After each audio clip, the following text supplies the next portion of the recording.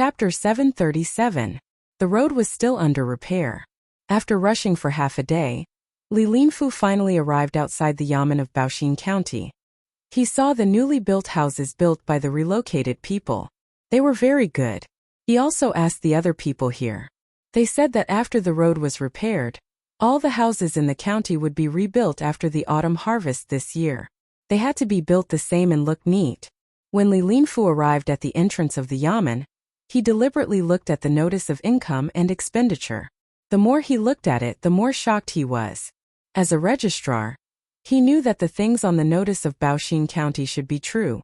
But why did they have to let the people know so thoroughly?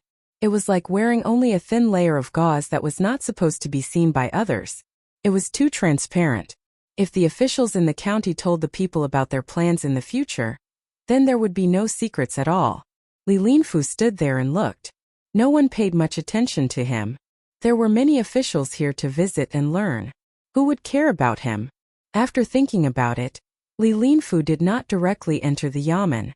Instead, he walked towards the place with the model. There were two important people there that he should meet, Bai Go and Yao Chong. He also wanted to take this opportunity to learn more. There were such models in the palace. If one day the emperor was happy and asked someone, he would be able to answer. When entering the tourist area, ordinary people did not have to pay the entrance fee. However, it was different for officials. Based on their ranks, each official had to pay 20 to 100 copper coins for the visit. This money was not taken for free. The people did not have to pay. They just wanted to see the excitement and novelty.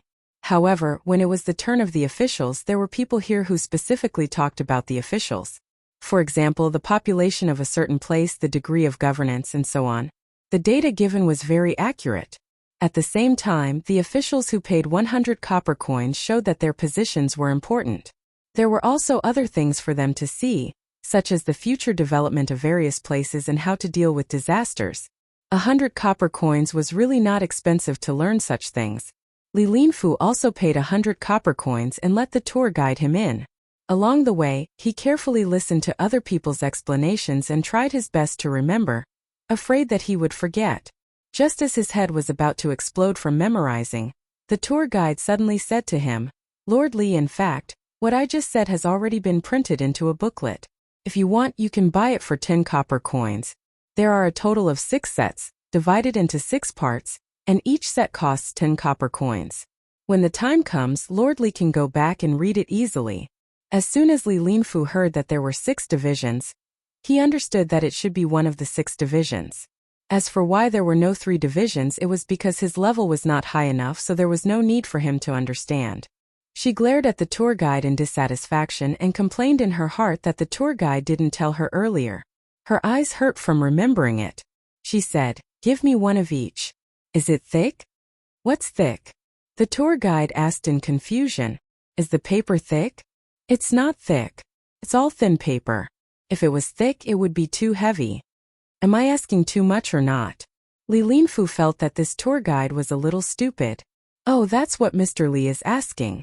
It's not bad. It costs a lot of money, so it won't make much money, the tour guide replied. After hearing the tour guide's explanation, Li Linfu understood that the Zhang family and the Wang family probably made a lot of money from this information. How much would it cost to buy 6 servings for 60 copper coins? At most it would be 20 copper coins or less. The rest of the money would be profit. Yes, that's right. With Zhang Xiaobao's calculation, he definitely wouldn't let go of such a money-making opportunity easily. As Li Linfu listened and walked, he relaxed and really felt that this model was well made. When he walked to the front, he saw many people gathered there. Some people even made friendly noises from time to time. Puzzled, he asked the tour guide, "What's going on over there?" "Nothing, just follow me. Mr. Bai and the others are telling a story over there. It's all fake. There's no need to go over." The tour guide signaled Li Linfu to follow her. Li Linfu came to see these 2 key figures and was counting on them to help him put in a good word. How could he miss this opportunity? He didn't care about the tour guide and walked over. At this time, Old Man Pai was telling the exciting part of the story. Old Man Chong had also changed 6 weapons. He was so tired that his whole body was covered in sweat. Someone beside him bought him a cup of good tea to drink. If you want to know what's going to happen, listen to the next segment. Old Man Pai was also thirsty, so he quickly stopped. He picked up the cup of tea and gulped down a few mouthfuls. At this time, he wasn't as elegant as he usually was when drinking tea. Is this Mr. Bai? This humble one is Li Linfu. I heard that Mr. Bai was here, so I specially came to meet him. Li Linfu first greeted Old Man Pai. He had already started to bow. Then, he greeted Old Man Chong and Old Man Yao. Although Old Man Chong didn't have much of a status, Li Linfu didn't have much of a status. Old Man Pai heard Li Linfu's self-introduction and knew who he was. Oh, so you're the registrar of Xian Kai County. Good, you look like an upright person. Old Man Bai's words were very pleasant to hear. However, no one knew what Old Man Bai was thinking. Li Linfu didn't expect him to speak the truth. It was fine as long as he could achieve his goal. He said, Mr. Bai, you flatter me. This humble one doesn't have much ability. I just want to make the lives of the local people better, so I'm satisfied. Before this humble one came, I talked with County Magistrate Bai and put up a notice that I want to build a river for Baoxin County. However, this humble one heard that there was some misunderstanding between County Magistrate Feng and County Magistrate Zhang and County Magistrate Wang. So I had to come personally to mediate. After all, the two counties are adjacent to each other, so it's better to work together. After he finished speaking, Li Linfu looked at Old Man Yao. Seeing him look over, Old Man Yao followed his words and said, It's great that you can think this way. In the future, you have to put in more effort in the two counties. You said it was a misunderstanding? What misunderstanding? It shouldn't be. Otherwise, why would Xiao Bao and Cuckoo ask Commandery Prince Tang and to build a workshop there? I'm overthinking. Since I'm here, I'll take a good look. As soon as Old Man Yao heard Li Linfu's words, he knew what he meant. He wanted the three of them to help mediate. How could that be possible? Zhang Xiaobao and Wang Wan had already decided on something. If others could easily change it, then they wouldn't be the two of them. Seeing that the other party didn't admit it, Li Linfu had to tell the three old men everything that Feng Changgong said to him. After he finished, he showed a troubled expression and said, Mr. Bai, County Magistrate Feng. County Magistrate Feng already knows that County Magistrate Feng is wrong. As the saying goes, nothing is better if you can change. Why don't you give him a chance? After all, Zhang Xiaobao and Wang Wan are still young. Many things can be done in a short time. Why don't you two help to persuade them? Also, Uncle Zhang has to worry about it. This humble one wants to thank the three of you on behalf of the people of Xian Kai County. There's actually such a thing. It'll probably be difficult. When have Xiao Bao and Cuckoo ever suffered such a loss? Let me think. How about this, you go and talk to Xiao Bao and Cuckoo first. Later I'll help to say a few words. Just a few words. I don't know if it'll work or not. Old Man Chong looked surprised. It was as if he didn't know before. Although he agreed, he didn't make a promise. Li Linfu, who knew that he couldn't be sure, had no other choice. He apologized and left. He went to the yamen to look for Zhang Xiaobao and Wang Wan. After waiting for him to leave, Old Man Bai and the other two found a quiet place to sit down. They asked someone to bring them good tea. As they ate their melon seeds and tea, they began to talk about Li Linfu, who had come over today. In my opinion, this person is 100 times better than Feng Changgong. He handles things properly and acts steadily. He's also a rare talent. It's a pity that he's still too young. He thinks that just because he has some ability, he can do everything well. How could Xiao Bao and Cuckoo help him? They've already agreed to Zhang Shua and decided he Yiwei's position as the next official. Does Li Linfu think that he can change their minds with just a few words? He's really young. Old Man Pai poured a cup of tea for Old Man Chong. He didn't care about Old Man Chong. It was a waste for Old Man Chong to drink tea. A little bit of jasmine tea would be fine. He evaluated Li Linfu.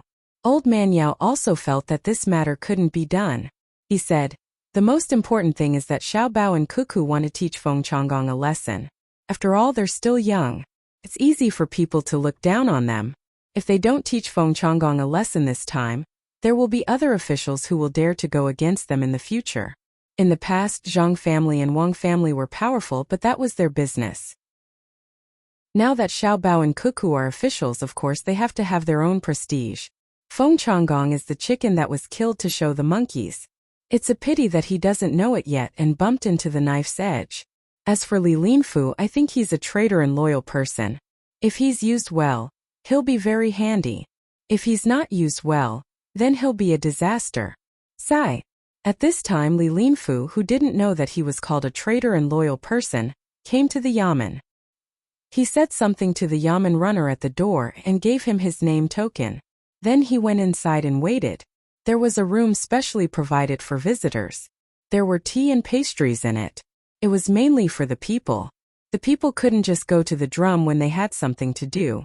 It was a tool for cases. At first, Li Linfu thought that it was a signing room. Later, he met two people sitting there and chatting in a low voice. Then he realized that it was not the case at all. It was a very interesting room for the people to rest. Hearing their conversation, Li Linfu knew why they were here. They were both residents of Shangniu village, and they were also neighbors. They discovered that a small river in Shangniu village was blocked by mud, and there was also a piece of sandy land beside it. The two people wanted to clear the silt and get the silt on top of the sandy land. This way they would have a good piece of land. However, they had to solve a problem. The sandy land was high. The villagers could clear the silt, but it would take a lot of effort to use water. They wanted to ask the yamen to lend them some money to build a water wheel there. In the future, they would slowly return the money when the land produced. Listening to the two of them discussing matters, Li Linfu found it even more strange. The people here were too bold. They actually came to the yamen to borrow money to build the water wheel. At the same time, he praised the people here for their ideas. If it were the people in other places, they could only watch as the land and river were built. After waiting for a while, Li Linfu didn't see Zhang Xiaobao and Wang Wan. Instead it was He Yiwei. He Yiwei had finished most of his work today. When he heard that there were people from Shangniu village who came to borrow money, he came to take a look. At the same time he helped Zhang Xiaobao and Wang Wan to pass on a message to Li Linfu. As soon as he entered, he saw a person wearing an official's uniform. He asked, "Lord Li, I am He Yiwei from Baoxin County. Registrar Zhang and Deputy Wang asked me to pass on a message. They said that they would like to invite Lord Li to rest at Fengwu Pavilion first. They have more important things to do. After they are done, they will come over and invite Lord Li to have a meal together. They asked the two of them to stay here." These are the names they sent back. They said that when Lord Li comes to the restaurant, you will be able to eat good food. They will only be free at night. Li Linfu originally thought that it was just an excuse. However, when he saw the names of the two people, he knew that it wasn't the case. He took the names and said, "It's my duty. The county affairs are important." Even though it was important, he didn't want to leave. He wanted to see if the two people from Shangniu village could borrow money. It was the first time he met them, so he was curious. "Nyoda and Nyozhuang, the two of you want to borrow money?" He Yiwei didn't chase them away. There was nothing that couldn't be told to others. Whoever was willing to listen could listen. It wasn't a secret that couldn't be known by others. He asked the two people who had already stood up, "Lord, you know us?" Nyoda said happily, "Yes. A few days ago, the two of you came over to deliver coal. I asked the two of you before. How could I forget? I heard that your father is sick. I don't know if he is better. I am just too busy. Otherwise, I would have taken the time to visit your father."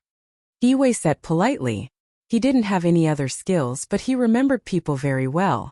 As long as he met them once, he would know them the next time he met them. He then asked about Nyoda's father's condition. Nyoda was so excited that he didn't know where to put his hands. He grabbed his trousers and nodded. "He is fine. It's the same as before. It's all thanks to the doctor sent by the county. Lord, you are a good official." "What's so good about that?" "Just my duty. If you want to talk about good officials, you have to look at Registrar Zhang and Deputy Wang. They are the truly capable officials." He Yiwei was happy to be called a good official. He modestly gestured for them to sit back down. He also sat down and asked about borrowing money. "What kind of water wheel do you want to build? Can it be built there? How much will it cost? How long will it take to return it? I can't lend it to you just because you want to." "Lord, can we really lend it to you? As long as you answer, we can lend it to you. How much will it cost?" Niu Zhuang thought that he couldn't borrow money this time. This was the first time he thought of this idea. He came here with the idea of giving it a try. Li Linfu also looked at He Yiwei.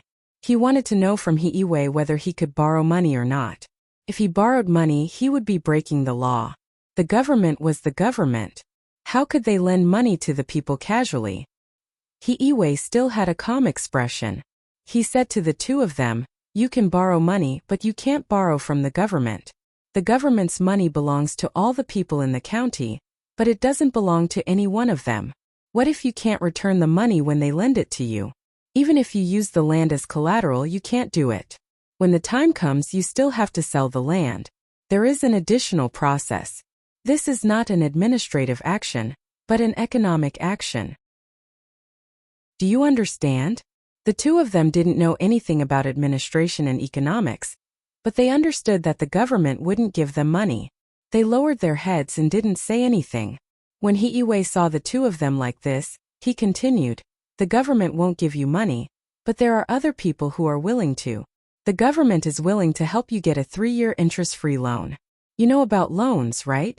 There are loans in Shuzhou, Sanshui County, and Huayuan County. This money will be provided by the tourism model area. It's called Baoxin County Employment Assistance Fund. The government will be the guarantor. You will sign a document with this fund and put your fingerprint. If you can't return the money after 3 years, then your new land and water will be taken back for the fund. There is no interest in agriculture, but if it's business, there will be a small profit." Then isn't this Jin guy stupid? He gave the money to others for free. Nyoda thought for a while and thought of the key point. If they weren't in Baoxin County, he would have thought that the county magistrate was lying to him. Li Linfu also thought so. Who would be so stupid to not give the money to others? He perked up his ears and listened carefully. He wanted to see how He Yiwei would explain. He Yiwei smiled and said, "How can they be stupid? If they take out this money, then whatever they do in the future, the county will give them priority." Originally, there was another point, which was to use the profits to offset the tax. However, Xiao Bao and Cuckoo rejected it, saying that it would be easy to be impeached. So, we changed the point, which is that the government will be the guarantor and open a bank for them. They won't collect taxes from them for the first 5 years. They will use this part of the profits to exchange for an interest-free loan. So, you have to make things clear. They need to do a risk assessment. If they think it's okay, they will lend you money. They will even send someone to guide you on how to do it. This time, Nyoda and Niu Zhuang heard it clearly. They said that the loss of the Jin guy would be compensated on the other side. Regardless of how the government would compensate them, at least they could borrow money. So, Nyoda began to talk about their specific plan and introduced the situation to He Yiwei in detail. Before he finished, He Yiwei interrupted him. "It's not like that. There is a format. Xiao Bao and Cuckoo are working on this. In fact, even if you didn't come today, you would see this message on the bulletin board at the entrance of the government office tomorrow. They said that they have used this method in other places before. That method can be used in emergencies, but it is not formal and needs to be specially proposed. You can either wait here or go home first. Come back tomorrow and fill in the form according to the format. They will send someone to take a look. It won't take long." "Shall we wait?" Nyoda asked Niu Zhuang. "Yes, sir. We will wait here." Niu Zhuang felt that he would not feel at ease if he did not tell them the truth. He chose to wait. Anyway, there was food and drinks here, which was part of the government office's normal reception fee. There was no need to rush back to eat. Li Linfu was also thinking about this matter. He was not like Nyoda and Niu Zhuang, who did not care about long-term matters. He had a lot to consider. Would the establishment of this so-called fund be everywhere in the future? A fund with a bank. Then, there would be a bank in many places in the future. What were they going to do? A bank, as the name suggested, was a place to put money and borrow money. For example, flying money was used in this way, but it was not commonly used. Now, if ordinary people wanted to borrow money, they could not go to a place that specialized in exchanging money. Instead, they could go to a pawn shop. It seemed that this bank could provide a way for ordinary people to borrow money in the future. This matter was not that simple. There must be a deeper meaning. Since Zhang Xiaobao and Wang Wan brought it up, it might be a big matter. He had to tell the higher-ups as soon as possible so that they would not miss this good opportunity. Li Linfu thought. Now, he just faintly felt that this matter was not simple, but he could not pinpoint the specific details. Seeing that other people's matters were settled, he got up and left. He also asked when Zhang Xiaobao and Wang Wan would be able to settle the matter of the fund. He also came to take a look and did not have to wait in the Fengwu pavilion. Zhang Xiaobao and Wang Wan were in their own room at the back, perfecting the loan matter. Because this industry was also a new one, they had to consider what should be considered, especially the bank. Once it was open everywhere in the Tang Empire, it would not be as simple as helping people to exchange change or get money. It was not only money that could be exchanged for gold and silver, but also the function of lending and saving. Of course, it was easy to open a bank now. If people kept a lot of money here, not only did they not have to pay interest, but they also had to take out a part of it as a storage fee. If they could lose money, then the person who opened the bank was really an idiot. Wang Wan was thinking about it, and so was Zhang Xiaobao. Both of them had their own ideas. When the time came, they would integrate the advantages and disadvantages. After Wang Wan wrote a few lines, she asked, "You really don't want to pay interest to people who save money?" "Not now. We will talk about it after opening a few more banks. The advantage of not paying interest is that we can take less risks, but we can lower the interest in the early stage according to other places like this. It will be fine as long as it is very small. The disadvantage is that the speed of accumulating circulating funds is slow. If we give others interest instead of asking them to pay for it, many people will be willing to deposit the money in the bank. The more money we deposit, the more people will adapt to it. Then we will have more funds to use." Zhang Xiaobao stopped writing and replied, "I know. As long as there is no situation of a bank run, then a large amount of money will be ours. We can always use it without worry. The larger the base, the more stable we will be. I am afraid that someone will deliberately play tricks and deposit a large amount of money first, then withdraw a large amount of money in a foreign place. In that case, when we have insufficient funds in the early stage, there will be a shortage of funds in another place. But it won't do if we restrict the withdrawal of large amounts of money because many people are like this. They are preparing to do a big business and are afraid that it will be dangerous to carry cash, so they spend a small part of the money in the bank. As long as it is cheaper than hiring bodyguards, then it will be profitable." Wang Wan frowned slightly. Who asked there to be no electronic business here? If there was, it would be good. Chapter 738. Even after an entire afternoon, Zhang Xiaobao and Wang Wan were still unable to figure out how to operate a bank. For example, how to monitor their subordinates and how to prevent forgeries from occurring if they were to deposit and withdraw money from another country. In fact, the current communication conditions were even better. They could still cheat when they needed to, and they couldn't just rely on loyalty at this moment. The two of them decided to put aside the matter of depositing and withdrawing money. Instead, they planned to open a bank to provide small loans. After that, they started to deal with the funds. This was simple for the time being. With the two of them around, there wouldn't be any mistakes in their evaluation. However, that could be dealt with in the future. The only way to avoid risks was to intentionally lower the value of the other party's collateral. In fact, it wasn't much different from a pawn shop. "Xiaobao, I feel that there's a flaw in the current use of silk in Great Tang. To think that it can be used as a currency. Not only is the storage fee of silk high, it is also prone to spoilage. Silk should have depreciated as it is damaged, but due to the storage fee, it actually has to appreciate in value to match the value of the currency. This is especially so for the imperial court. In order to guarantee the value of the silk, they actually intentionally gave 200 copper coins during the exchange, using another currency to guarantee the value of one currency. If this continues for a long time, it will be troublesome." Wang Wan and Zhang Xiaobao explained on the way to meet Niu De and Niu Zhuang.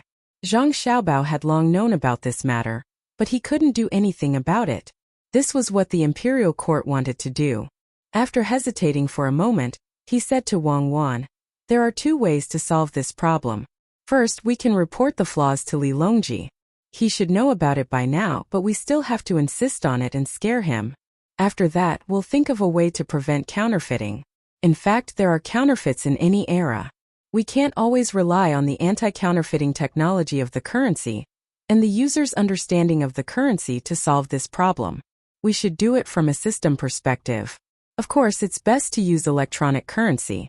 This way, even ordinary people can avoid danger. What's the other solution? Wang Wan knew that the first solution was useless, so she asked about the second one. Zhang Xiaobao softened his voice. The second solution is for me to take action. Within 3 months, I will let Li Longji know the price of using silk as currency. Even something as durable as gold can still be used as currency, let alone silk. Right now, the Great Tang doesn't use much silver, and it's usually used for large amounts of currency calculations and official statistics. The normal currency used is brass and silk. If I were to attack it, silk would immediately become worthless. What do you think? What's this called? It's called the throes of reform. No, when the time comes, you won't just be impacting the currency itself but the lives of the people. Whether it directly affects the money of the people or the merchants, in the end it will all be passed on to the people. Tell me, how many merchants will go bankrupt if you attack them? How many people started their careers? And how many people have reduced the impact of currency shocks by squeezing their own workers? You should go and attack Tubo. The Great Tang is not allowed to attack, definitely not. Don't you have a gentler method? Wang Wan firmly rejected Zhang Xiaobao's idea. The current currency system was already unstable, and if Zhang Xiaobao were to make a move, it would be over. There was no need to doubt if Xiaobao could do it. It was too simple, and she could do it herself, just that the impact would be weaker. Then forget it, I'll think of another way. Gentle, right? The kind that moistens things silently. The problem is that the value of copper coins is too high now, and it's not the value of copper itself. After a gram of copper is made into a copper coin, the value produced can be equivalent to 2 grams of copper. That's why many people want to privately make copper coins. Also, some people look similar to the copper coins now, but they try to add other things or reduce the weight. This won't do. It's not like the Song dynasty where copper was expensive and money was cheap. That's why many people melted the copper coins and turned them into copper to make things easier. Zhang Xiaobao was worried. It was all because the anti-counterfeiting technology was not up to standard. They had to first get something that others couldn't get as currency. The value of this currency was very cheap, and only this way could they reduce the impact of the currency on the market. Wang Wan also lowered her head. After a while she said, why don't we try to make alloys? It would be great if we can refine oil into plastic. We can keep this technology a secret and draw patterns on the plastic. No one knows how to make money, so we can't fake it. As long as we have enough gold, silver and copper, we can release currency. Once a new currency is released, what we need to consider is not the impact of the currency's value on the market, but the supervision. If the court is short of money, we can release a small amount of currency to make the currency depreciate slightly. In fact, there's no need to do that now. Only stupid people would do that. Looking at history, all the dynasties that did that were all finished. At most, we can borrow some money to pass the time. When the time comes, we can slowly devalue it. We can't devalue it twice at once. Well, that's a dream. Let's first open banks everywhere, limit the amount of withdrawals, develop logistics, and let the money be sent to the place faster. When the time comes, we can cooperate with others to do business and let the upper bunks accept this currency. It's a mess. Let me think about it at night. It involves too many things. Zhang Xiaobao really couldn't think of anything, so he put it aside for the time being. At this time, 2 people came to the reception room. Nyoda and Nyozhuang had eaten a lot. They were holding their stomachs and had a look of happiness on their faces. It was very contradictory. He Yiwei was also holding a book and accompanying them at the side. Anyway, he had nothing to do, so he could rest wherever he went. It was a good opportunity for him to interact more with the people here and get familiar with them. Li Linfu was also here. He went to the Fengwu Pavilion and had a meal there. He couldn't stay there anymore. He kept thinking about the Employment Assistance Fund of Buxin County and wanted to know more about the bank. He wanted to know how to get more benefits from it and how big the impact would be in the end. Come, take 2 Dashin pills. If you eat too much next time, don't worry about it. Did you encounter something that doesn't cost you money? Zhang Xiaobao stood at the door and noticed the situation inside. He gave an order and then said to Nyoda and Nyozhuang, it's okay. I actually had turtle soup for lunch. So nutritious, so I drank a little more. I also ate 2 more steamed buns. This turtle soup is really good. I haven't eaten it since I was young, the honest Nyoda said while rubbing his stomach. Zhang Xiaobao was stunned. He was the one who made the turtle soup and there was still a lot left. He was going to heat it up and eat it, but he didn't expect it to be moved here. He turned his head and looked at He Yue. County Magistrate He, Lord He, do you still have the seaweed and spare rib soup I made for Xiaobei? Yes. I know you made it for Xiaobei. No one dares to touch it. That turtle soup is really nutritious. My body is still warm now. He Yue quickly replied. If there was a misunderstanding, Xiaobei would blink his big eyes and stare at him for a day. Zhang Xiaobao thought to himself, isn't this nonsense? Who would drink turtle soup in the summer? There's no ice basin in this house, only a fan connected to the top that doesn't turn at all. It would be strange if it's not hot. Nyoda, fill in this form. If you don't know how to read, I'll explain it to you one by one. Oh, since County Magistrate He is going to explain it personally, then let County Magistrate He do it. Zhang Xiaobao retaliated against He Yue and brought over a set of forms. The contents were very detailed and needed to be filled in. Then he would send someone to investigate and see if he could provide interest-free loans to the other party. The matter of the bank was not mature yet, and there was no competition. Otherwise, he would add another condition, which was that the bank had to give money to the person who borrowed it in installments. Moreover, this person or company could only choose their own bank to deposit money in. That way, the local government wouldn't have to give other banks other benefits. He Yue drank the soup made by Zhang Xiaobao, so he could only help. He took the set of forms and began to explain them to Nyoda and Niu Zhuang. Zhang Xiaobao and Wang Wan didn't care about this matter anymore. After the two of them filled in the forms, they would send someone to take a look tomorrow. Facing Li Linfu, Zhang Xiaobao said, I'm really sorry to have made Lord Li wait. Why don't we go to the Fengwu Pavilion for a meal? Li Linfu had already leaned over to look at the forms. When he heard Zhang Xiaobao's words, he hesitated and said, Okay, but I also want to learn about this fund.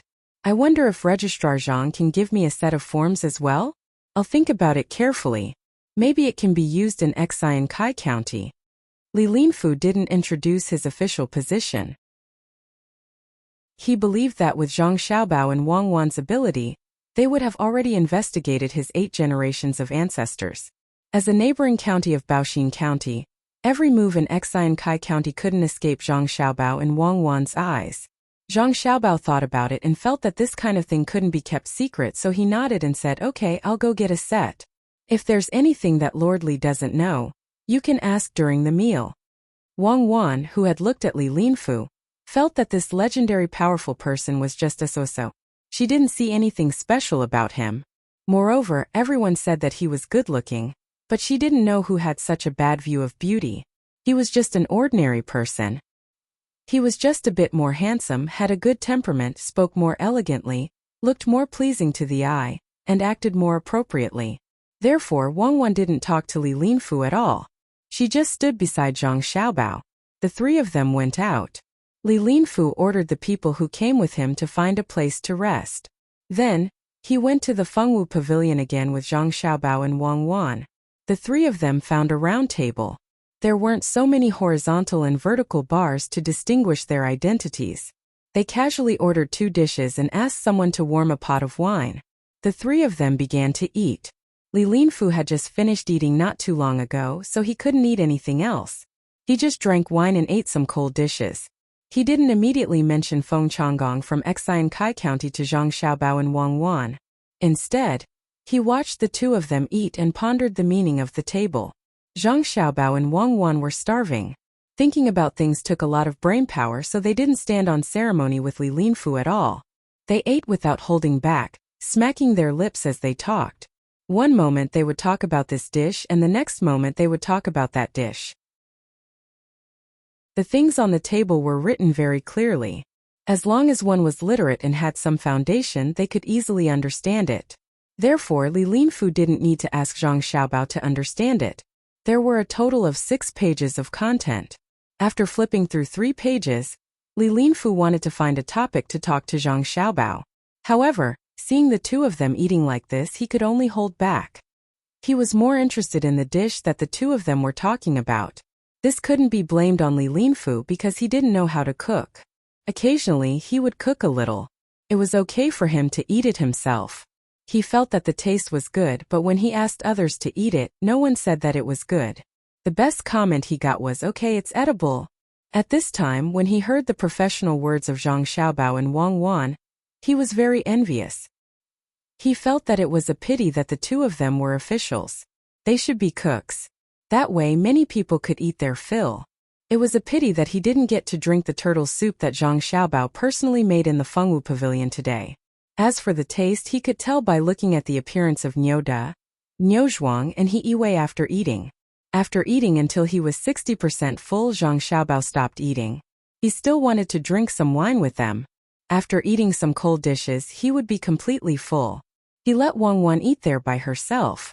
Zhang Xiaobao poured himself a glass of wine and said to Li Linfu, "Lord Li, are you here to ask about the cooperation of the two counties? Lord Li is good. For the sake of the people, you don't care about the fatigue and come in person. Compared to that Feng Changgong, you are much better." Humph! After offending me in Cuckoo, Feng Changgong can't expect to have a good life. Not to mention that no one will intercede for him, even if someone does. Even if it is the Emperor Cuckoo, and I will ask clearly. When Li Linfu heard the first part of Zhang Xiaobao's words, he was very happy. He thought that he had a chance to intercede for Feng Changgong. When he heard the second part of Zhang Xiaobao's words, his burning heart became cold. It seemed that even the Emperor couldn't intercede for Feng Changgong. Then, he was not as good as the Emperor. If he continued, it seemed that he was deliberately looking for trouble. Shocked, Li Linfu couldn't help but have doubts about what he was here to do. This half-grown child was not only good at calculating money, he was also good at talking. With just one sentence he had shut him up. Then he looked at Wang Wan. She was still eating. She had already eaten 2 bowls of rice. How could she eat so much? In addition, Wang Wan didn't talk to him before. He guessed that it was impossible to make a breakthrough in this aspect. After thinking for a while, Li Linfu nodded and said, "That's right. If it were someone else who became an official in Baoxing County, I would have given up on this idea. But since you and Wang Wan are here to become officials, if I don't consider it carefully, I would be letting down the people of Xinsai County. I wonder if Registrar Zhang has any ideas to improve the lives of the people of Xinsai County?" Seeing that Li Linfu didn't mention Feng Changgong, Zhang Xiaobao didn't say anything else. He said to Li Linfu, "There is, but not now. We have to wait until the sesame and soybean plants are done, and the 4 workshops are fully operational. It won't hurt to talk to Lord Li first. The so-called service industry includes catering, transportation, entertainment, medical care, and so on. Even if Lord Li doesn't come, Cuckoo and I will send a letter to Lord Li and Lord Chui in a few days. Cuckoo, where is the written plan? Show it to Lord Li." Wang Wan put down her chopsticks and swallowed the food in her mouth. She took out a few pieces of paper full of words from her bag and handed them to Zhang Xiaobao. After glancing at them, Zhang Xiaobao handed the paper back. "It's from Xinsai County. It's not from anywhere else. This is from Shannon East Road." "Oh, I took the wrong one." Wang Wan took it back, glanced at it and stuffed it back into her bag. She took out another one, looked at it, shook her head and continued to take it. Took a lot of effort to find one. Seeing this, Li Linfu was anxious. At the same time, he was shocked. From Zhang Xiaobao's words just now, he knew that Wang Wan had many plans in her bag. The two of them were officials in Baoxing County. Why did they need to make so many plans for other places? If the officials of the places included in the plans knew about it, wouldn't they all come to Baoxing County? If they could get a plan and take it back, it would be a political achievement. How could the plans made by Zhang Xiaobao and Wang Wan be bad? He thought that the two of them were busy and didn't have time to do other things. He didn't expect that they also made plans for many places. It was too scary. This is it. It's from Xinsai County. I put it in the compartment. Fortunately, I brought it with me. If I couldn't find it, I would have to go back and look through it to see if it was put together with the plan of Yilua. There are too many plans. I don't feel tired when working on them, but it's troublesome to organize them." Just when Li Linfu was surprised, Wang Wan finally handed a plan to Zhang Xiaobao. Hearing Wang Wan's embarrassed words, Li Linfu, who was holding the wine, couldn't help but tremble. The wine spilled. He thought that there were enough plans in the bag, but he didn't expect that there were more. It was a waste of talent for such a person not to be the prime minister. Zhang Xiaobao looked at it again and nodded. Yes, this is it. When we go back tonight, I'll organize it with you. We'll take out all the plans in the big cabinet and have someone make a cabinet full of small squares. We'll put them in order. It's best to make them better. We have to look at the plans of the prefectures. Otherwise, it'll be difficult to find them in a mess. After talking to Wang Wan, Zhang Xiaobao put the plan in his hand on the table and pushed it to Li Linfu. Lord Li, it's here. When I was working on it, I just thought about it. I haven't organized it yet, and I don't have any additional plans. Take a look and see if there are any omissions. We can discuss it slowly. There's no rush. This plan is a little rough. It's just a rough idea. Li Linfu took the plan and began to read it page by page. It described what kind of boxed lunches would sell well at the docks of Xinsai County, how to divert water to build a swimming pool, and how to provide massage facilities. It also described the suitable size of the docks. It also described the loading and unloading of goods according to the pulley blocks of the Little Luoshui docks. There was also how to build the road from the county center to the docks, how to build pavilions on the road, how to sell local specialties, and so on. There were a total of 22 pages, and the words were very small. This was the rough development plan of Xinsai County. It made Zhang Xiaobao feel that there were no additional plans and emergency measures, so he was too embarrassed to take it out. Li Linfu suddenly had an idea to end his life. It even included the words to put more green onions in the boxed lunches, and to put them in when the pot was ready to be served. This was because boaters often came into contact with water, and it was very cold. If this was considered rough, then what was considered not rough? No wonder the emperor didn't allow others to impeach the Zhang Xiaobao and Wang Wan. He only allowed civil and military officials to praise Zhang Xiaobao and Wang Wan. If he had such a subordinate, he would probably do the same. What was there to be afraid of if there were some small problems? He could really be reassured when he made arrangements for things. Li Linfu carefully put away the proposal and said to Zhang Xiaobao, "This is just Registrar Zhang helping me. I wonder if there's anything I can do to help Baoxin County?" A proposal was a political achievement, so Li Linfu had to lower himself to return the favor. "Cuckoo, take out the proposal for the cooperation between the two counties," Zhang Xiaobao said to Wang Wan. Wang Wan suddenly froze and quickly rummaged through her bag. I didn't bring it. It should be with Jiangnan East Road. If it wasn't with Jiangnan West Road, it definitely wouldn't be with Huainan Road. Officially, I'm sorry. I was in too much of a hurry today and didn't bring it with me. How about we discuss this cooperation tomorrow morning during breakfast? Officially, why don't you stay here tonight? Zhang Xiaobao looked at Wang Wan helplessly and said to Li Linfu. Wang Wan pouted, feeling wronged. Li Linfu's desire to find the crooked tree with a rope became stronger. He forced a smile and said, Okay. I'll stay in Fengwu Pavilion tonight. I'll go find you tomorrow morning. Then Cuckoo and I have to go back. Bebe's arm is broken, so it's probably time for dinner. I have to go back and warm bone soup for her. This little sister is so troublesome. Zhang Xiaobao gulped down the wine in his cup, took a bite of the cucumber and whimpered. Wang Wan also drank a mouthful of soup, wiped her mouth and stood up. Li Linfu walked Zhang Xiaobao and Wang Wan out of the restaurant. Then he stood there and looked at the red clouds in the west. He felt bored and turned back to the room he was in just now. He took out the Employment Assistance Fund form and the proposal for Xinsai County and looked at them a few times. He looked up and sighed, murmuring, "How can we compete? They seem to be good at playing tricks and doing things. I have to write a letter back to Beijing and tell them not to offend Zhang Xiaobao and Wang Wan." Chapter 739. I don't have any recommendations this week, so I'll have to rely on everyone. Xiaobei, open your mouth and eat this bone marrow. A bone marrow went into Xiaobei's stomach with a sizzle. Xiaobei, eat some more kelp. I can't eat anymore. Then eat another bone marrow. Another bone marrow went into Xiaobei's stomach with a sizzle. Do you want more? I want more bone marrow. Zhang Xiaobao fed Xiaobei spoonful by spoonful. He regretted putting too little bone marrow and too much kelp. Whenever he fed his sister seaweed, she would say that she couldn't eat anymore. Instead, she ate bone marrow one by one. After eating all the bone marrow in the soup, Xiao Bei, who felt that she was not full, looked at the food in the bowl and said to Zhang Xiaobao, "Brother, spare ribs." Zhang Xiaobao quickly peeled off a piece of spare ribs and stuffed it into Xiao Bei's mouth. He wanted to say something, but he felt that it was better not to give the child any pressure when eating, so he could only hold back his words of advice and said, "Xiao Bei, hold on for about a month and you'll be able to loosen the splint. Good luck." "Yes, good luck." Xiao Bei did not feel uncomfortable at all with her arms in a sling. Instead, she was a little happy to find that she could be fed by her brother. "Then you have to eat more things that are good for your body these few days.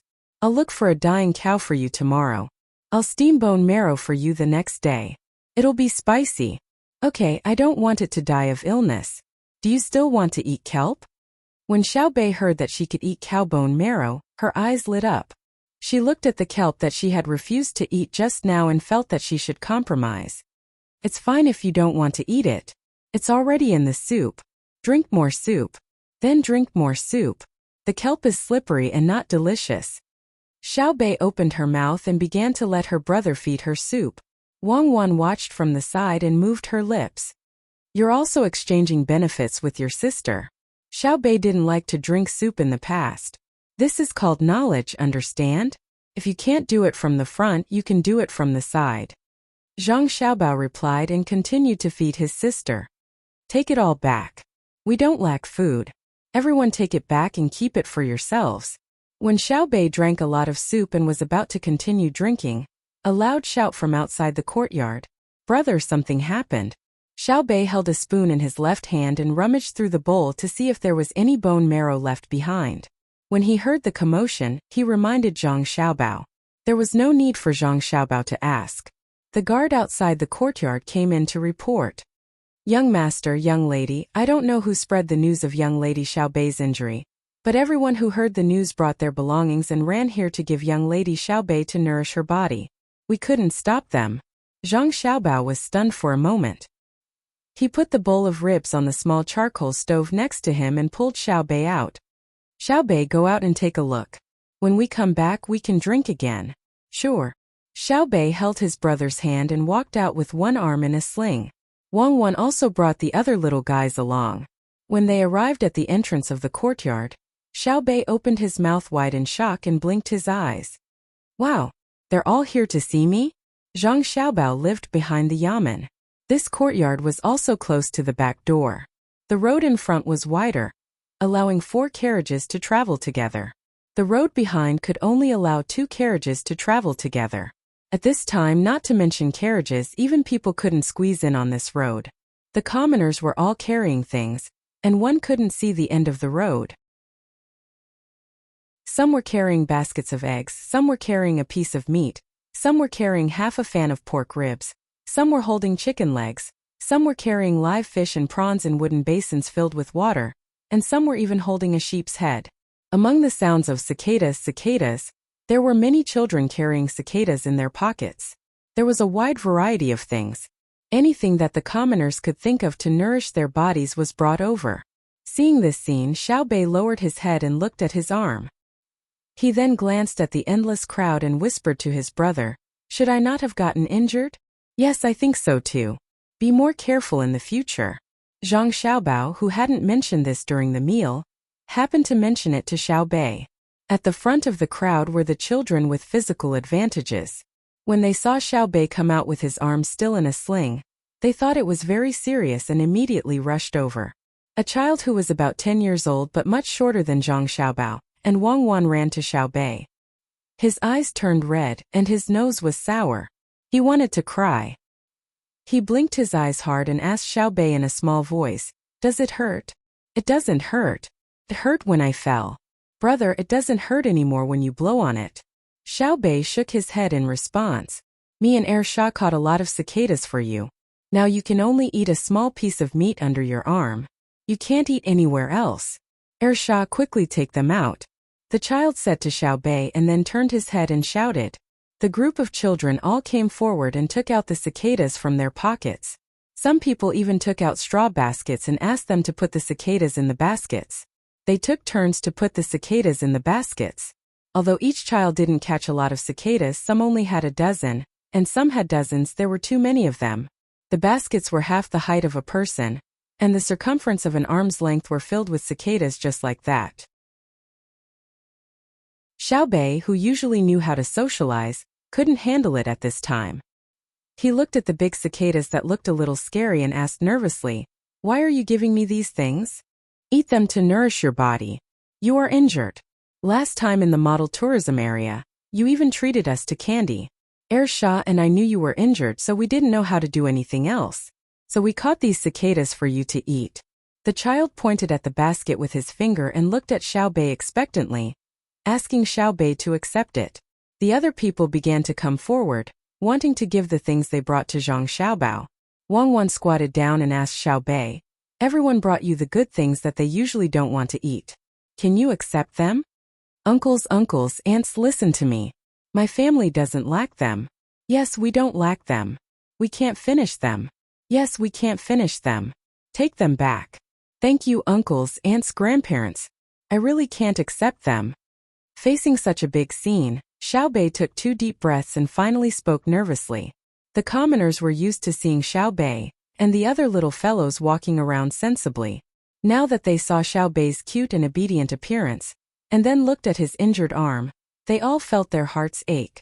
They all said that they wanted to give their things to Xiaobei. Zhang Xiaobao gave a look to a guard beside him and pointed at the basket of cicadas. The guard nodded and stood up, shouting to the crowd, "Everyone be quiet. Be quiet. Listen to me. Miss Xiaobei can't finish the things that everyone brought. The Zhang Xiaobao and Wang family appreciate everyone's kindness. Please take the things back and leave this basket of cicadas for Miss Xiaobei to nourish her body. When Miss Xiaobei's injury isn't serious, everyone can go back and do your work properly. Miss Xiaobei will be happy. After the autumn harvest, everyone can earn more money and treat Miss Xiaobei to a big meal at the Fengwu Pavilion." Xiaobei also shouted, "Yes, a big meal. I'll accept the cicadas." The people were still hesitating and unwilling to agree. In the crowd, Luo Xiang'er's grandfather, who had also rushed over to see Xiaobei, played his role again. "Folks, listen to me. Xiaobei really can't finish the things. Why don't we take them back? After the autumn harvest, let Xiaobei have a good meal at the Fengwu Pavilion. The food of the Zhang Xiaobao and Wang family is better than ours. Go back after seeing Xiaobei." Someone persuaded.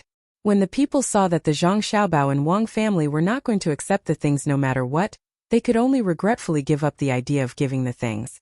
The people nearby looked at Xiaobei before they turned around and squeezed through the walls of other people's shops. With a smile on his face, Xiaobei generously let everyone see. The crowd moved back and forth like this, looking at Xiaobei before leaving. Old Man Pai and the other 2 also watched from outside the crowd. The 3 of them were used to seeing such things happen to the Zhang Xiaobao and Wang family. If it were in Sanshui County, Xiaobei's injured arm could be said to be a big deal. In Luzhou, the farthest people could travel hundreds of miles to visit Xiaobei. After all, Xiaobei was born in Luzhou. In another place where the exit was blocked, He Yiwei looked at the people with a gratified smile. He felt that if he was injured, the people would also do the same. It was not bad to be a good official. Li Linfu, who came out for a stroll and was brought here by the crowd, felt sour in his heart. He used to be a registrar. When he was sick, he had never seen any people come to give him things, let alone a big occasion like today. He wanted to learn from the Zhang Xiaobao and Wang family, but he did not have the chance to refuse. It was not a serious illness. It was just a child who fell down on his arm. It was as if the sky was falling down. No wonder Feng Changgong was against them. He was jealous. The crowd gradually dispersed. Xiaobei, who had received many blessings, left the children who delivered the cicadas behind under the signal of his brother. He stood there and smiled at them. When almost all the people left, Zhang Xiaobao said to the group of children, "You guys skipped class, right?" Although they were about the same age, and some of them were even older than Zhang Xiaobao was tall and had an official position. His words made the children feel like they were facing an adult. They did not dare to answer and looked down at the ground. "If you all skipped class, the headmaster of the academy can't start classes." Ha ha ha. The children secretly laughed. Indeed, The headmaster of the academy would not skip classes when all the students were gone. Remember to study hard in the future. From today on, the Fengwu Pavilion will buy cicadas. 20 for 1 coin. Use your spare time to catch them and send them to the Fengwu Pavilion to sell. Buy something you like. When the other model of the tourist area is finished, a part of the money earned will be used to give rewards to those who study hard. Thank you for your relationship with Xiaobei. We will accept the cicadas. Zhang Xiaobao took their things, so he naturally had to find a way to compensate them. He caught cicadas and sold them for money. A few days later, he would set up a small fund to encourage the children in the county to study hard. Xiaobei also said gratefully. Then the children left happily. They would have an extra income in the future. Brother, how do we eat it? It's scary. Xiaobei looked at the cicadas in the basket and asked.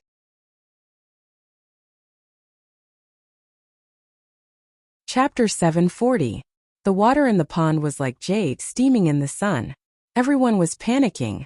Last night the stars were sparse and the moon was bright. An order was issued to the winged cavalry to travel together.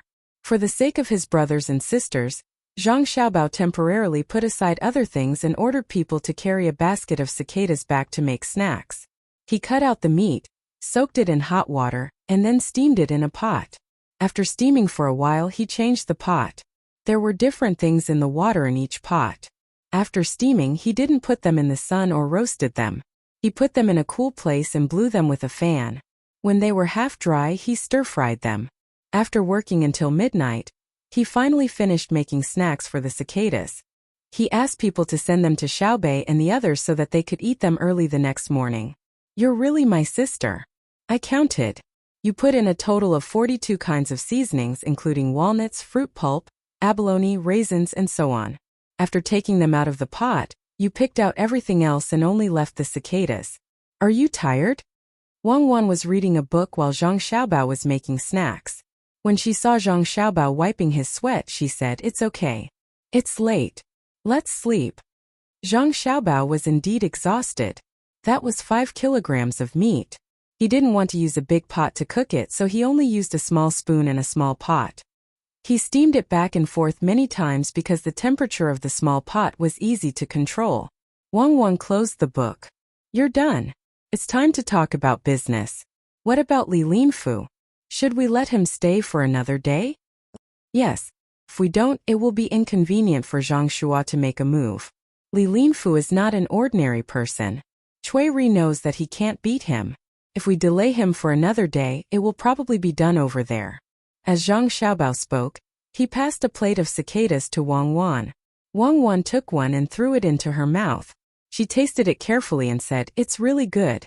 It seems that you can achieve a breakthrough by using your skills on your brothers and sisters. Where are you going? Let's take a bath." It was late. Li Linfu, who couldn't sleep, pushed open the window in the courtyard of Fengwu Pavilion.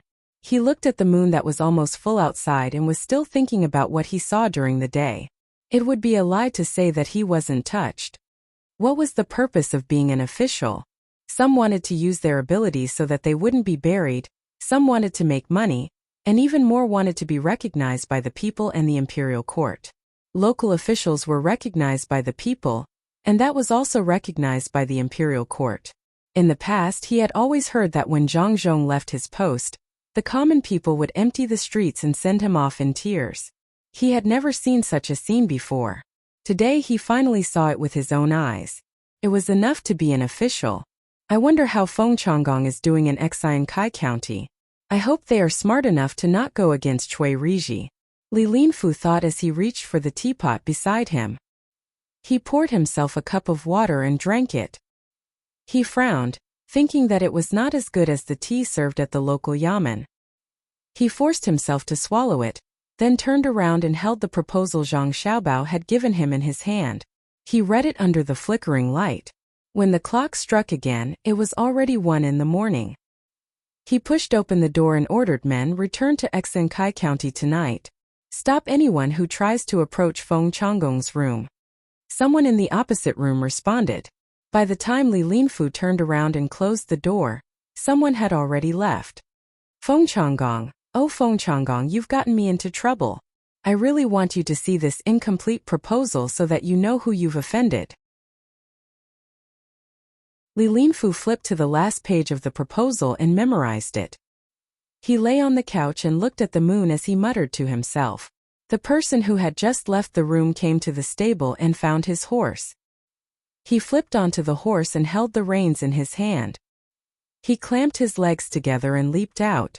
Anxious, he was preparing to rush back to Kai County at night when there was no one on the streets. Who would have thought that after running for 100 steps, he would hear someone shouting in front of him, "Who is riding a horse at night? Men, take him down." Following the voice, torches lit up in front of him. Looking over, he saw a row of yamen runners holding water and fire sticks blocking the way. "I am Lord Li's subordinate from Kai County. I have urgent matters to attend to in the county. Please make way." Wei Wei slowed down and shouted at the yamen runners, "Do you think I am just because you say so? I can also say that you're a criminal. Come down first and then we'll talk." Trip the horse. The yamen runner didn't seem to have any intention of bending the rules. He shouted and someone pulled the rope from behind. Seeing this, the person on the horse sighed helplessly and stopped the horse. He flipped over and wanted the yamen runner to see his face clearly. Who would have thought that as soon as he landed, someone would cover his head with a sack. Then someone used a rope to choke his mouth. Catch the criminal. Bring him back for interrogation. After the yamen runner said this, Li Linfu was tied up and carried away. The horse was also taken away. At dawn the next day, Li Linfu, who thought that nothing would happen in Kai County for a day or two, got up and washed up. He hurriedly ate breakfast and was about to go to the yamen to find Zhang Xiaobao when Zhang Xiaobao and Wang Wan arrived first. "Lord Li, were you comfortable in your new place last night?" Zhang Xiaobao asked with a smile as soon as he saw Li Linfu. Li Linfu also smiled. "Not bad. The Fengwu Pavilion is really good. I heard that Registrar Zhang's sister was injured, and was about to visit when Registrar Zhang came personally. It was really abrupt. Children can't stay still. They only behave when they cause trouble. It's no big deal. It's just a small injury. Don't worry about it. It'll be good for them to remember." Zhang Xiaobao, who had been busy with his younger siblings until midnight last night, didn't seem to care at all. Li Linfu wanted to give him some money, but suddenly remembered that he only had less than 100 copper coins on him. He couldn't take it out and could only say awkwardly, "I came in a hurry and didn't bring a gift. I'll make it up next time. I'll definitely make it up. It's just a small matter. Lord Li, please take a look. This is the proposal for the cooperation between the two counties. If there are any omissions, I hope Lord Li can fill in a little." Zhang Xiaobao didn't expect Li Linfu to give him anything good. If he only gave some money, it wouldn't be as good as the cicadas the children gave him yesterday. He signaled Wang Wan to take out the proposal and handed it to Li Linfu for him to read. Li Linfu had been waiting for the proposal. Otherwise he wouldn't have stayed. He happily received the proposal and read it one by one. After reading a few proposals, he suddenly stopped and asked Zhang Xiaobao, "Why do you want people to plant 3 rows of willow trees by the river? Do you want to use the willow trees to make furniture? 3 rows of willow trees will take up a lot of land, even if it's by the river." What Li Linfu meant was to make sofas, tea tables and other things. Zhang Xiaobao and Wang family's furniture was famous for being good. There are additions at the back. First, protect the dike. If there is a rainy season, in order to prevent the flood from destroying the dike, plant more weeping willow trees to strengthen the dike. Secondly, it will allow the cicadas to find more places to live. Cicadas are not only delicious and nutritious, but can also be used to make medicine. Last night when I made snacks for Xiaobei and the others, I felt that the cicadas were delicious. "Cuckoo, please let Lord Li have a taste." Zhang Xiaobao explained this proposal. In fact, it was at the back of the proposal, but Li Linfu hadn't seen it yet. Wang Wan took out a paper bag from her bag and opened it for Li Linfu to eat. The translucent meat of the cicada looked very pleasing to the eye. Li Linfu picked one up and put it in his mouth. He smacked his lips twice and grabbed a few more. He kept eating, thinking that he couldn't blame Wei and the 2 people from Shangniu village for eating until they were full. This Zhang Xiaobao's cooking was indeed extraordinary. The taste was fresh but not fishy, supple but not salty, tough but not bitter, sweet but not greasy. After eating one, he wanted to eat a second one. To be able to make this kind of food for Xiaobei, he must have put in a lot of effort. Just like this, his indifferent appearance just now was exposed. Li Linfu didn't say anything. Seeing that Wang Wan was still holding the paper bag, he took it all. I'll eat it myself. Zhang Xiaobao, I didn't expect that your method is really not simple. I see cicadas everywhere. Don't tell me you want to plant more trees for them? Zhang Xiaobao saw that Li Linfu had snatched the bag away and disdained him. He said, times have changed. Today cicadas are caught by children to eat. Adults usually don't eat them, just like silkworms. But in the future there will be a special way to make cicadas. When that time comes, everyone will catch cicadas and every household will eat them. Not stopping for 1 year, not stopping for 2 years, not stopping for 3 to 5 years, not stopping for generations. Henceforth the descendants can only learn about it from books. Their ancestors had a food that was delicious and could be used to make medicine. It was known. Today no one knows about it, but it can be seen in paintings. This official has learned. Li Linfu understood. Zhang Xiaobao was afraid that the method to make cicadas would be spread out. When the time came, everyone would go and catch them. If all the cicadas were caught, the descendants wouldn't be able to see it. They would only know about it from paintings and books. Even if this was over, they should plant more cicadas and provide them with a place to live. Then he looked down and asked humbly if there was anything he didn't understand. Zhang Xiaobao's 2 sets of plans were not a lie. He didn't want to use a fake plan to deal with Li Linfu. That would be sacrificing the interests of the people. He couldn't do it. Wang Wan didn't say anything. She took out a small bag of cicadas and started to chew. When the plan was finished, it was almost noon. Li Linfu invited, "Why don't Registrar Zhang and Deputy Wang eat here?" "That won't do. Xiaobei is still waiting to eat. I have to go back. Official Li should go back with the 2 of us. After taking care of Xiaobei, we can talk about it while eating. What do you think?" Zhang Xiaobao very straightforwardly refused. Great. Li Linfu agreed. The 3 of them walked to the yamen together. Li Linfu had finished his cicadas. Looking at Wang Wan eating there, he wanted to ask for more but was too embarrassed to ask. He could only swallow his saliva secretly. The 3 of them arrived at the back of the yamen. Before they entered, the door was opened. When the servant of the Zhang family saw Zhang Xiaobao and Wang Wan, he was stunned at first. Then he said happily, "Little young master, little miss, you 2 came back at the right time. There is an official in the capital on a fast horse. He said that he wants you 2 to go to the capital immediately. Do you know when?" Zhang Xiaobao was puzzled. Why did he and Wang Wan want to go to the capital at this time? Moreover, they took the official route. Did something happen to his family? Replying to little young master, I have asked. He said that the emperor is going to travel and wants you 2 to discuss it. The servant replied.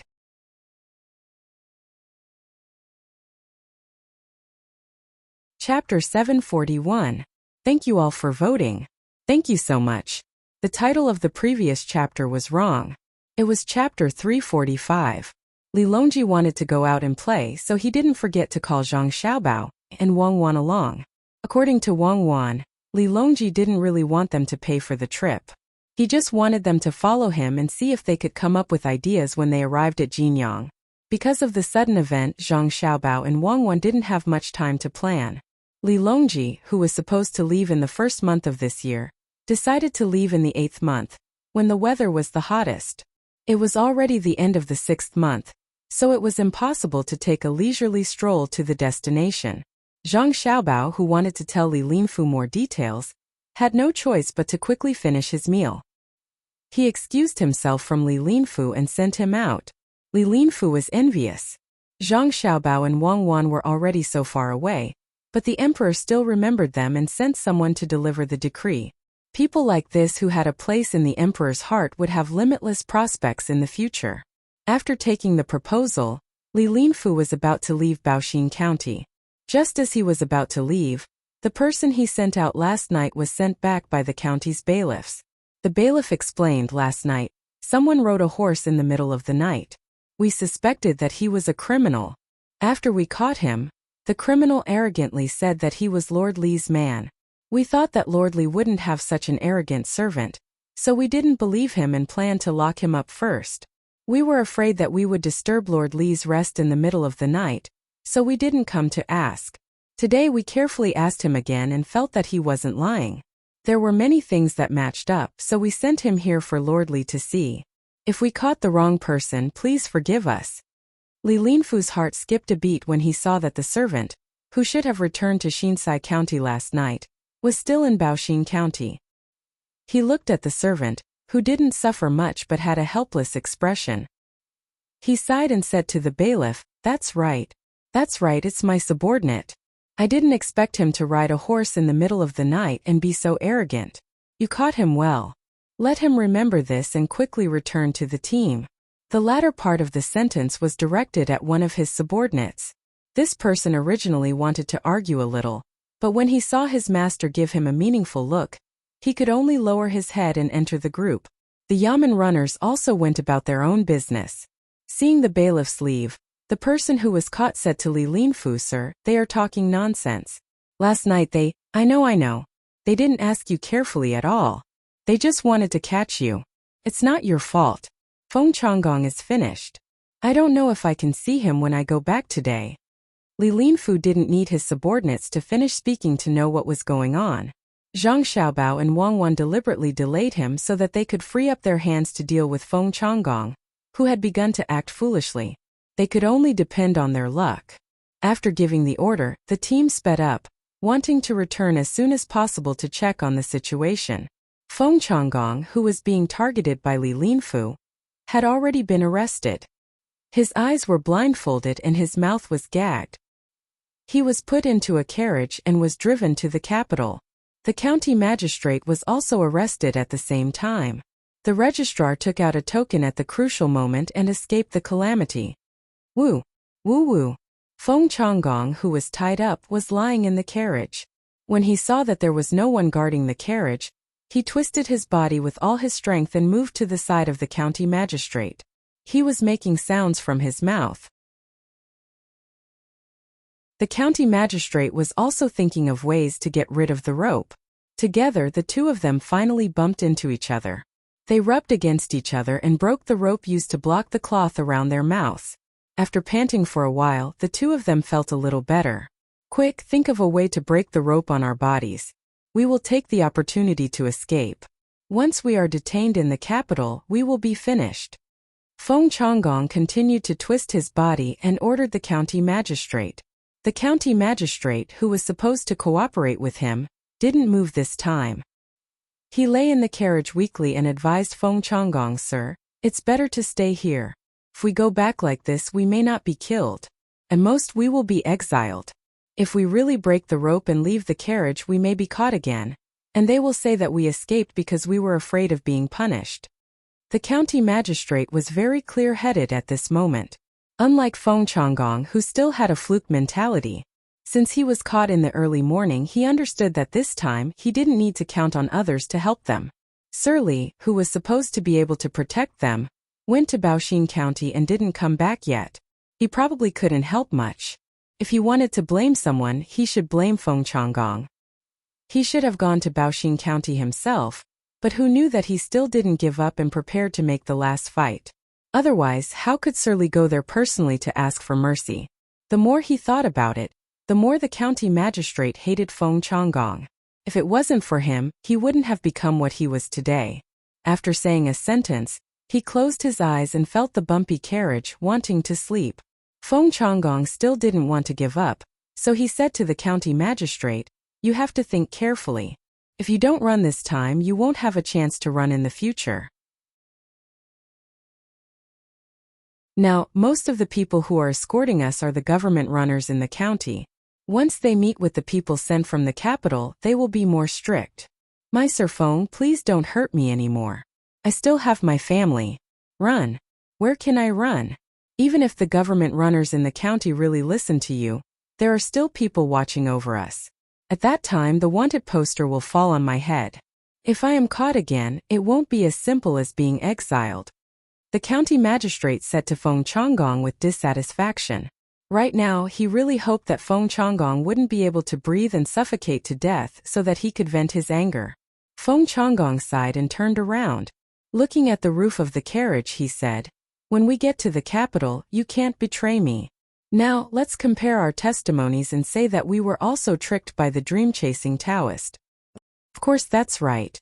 In order to not listen to Feng Changgong's nonsense, the county magistrate nodded and agreed. As for whether he could really say the same thing as Feng Changgong and not betray him, it was not clear. Outside the carriage, the people sent by Cui Riji had actually heard the movement in the carriage. When they heard that the county magistrate was against escaping, they felt a little regretful. When they came, they were instructed to create an opportunity for the two to escape and then seize it. At that time, even if they had reason, they wouldn't be able to explain themselves. In Xiankai County, Cui Riji was holding a big banquet, chatting and laughing with a group of people. Yesterday evening, the imperial court's decree had been quickly delivered. Prime Minister Zhang Shua had personally given the order, asking Cui Riji to find a way to bypass Li Linfu, arrest all the people who should be arrested, and send them to the capital. But who would have thought that Li Linfu would personally go to Baoxin County? When he went to capture people at night, his subordinates wanted to stop him at first. In the end, they took advantage of the moment when their guard was down at dawn to capture people. Fortunately, Li Linfu didn't come back and didn't send people here. Otherwise, the resistance would have been very fierce. This humble official congratulates you on taking over. In the future, the county matters will depend on you. This humble official will propose a toast to you. The county magistrate surnamed Yen successfully took over after the previous county magistrate was captured. Of course, the accounts would continue to be investigated. The more problems he found, the better it would be for him. After the others heard Cui Riji's imagination for the future of Xiankai County, he flattered him. Cui Riji was in a happy mood. The 3 people in the county had been dealt with.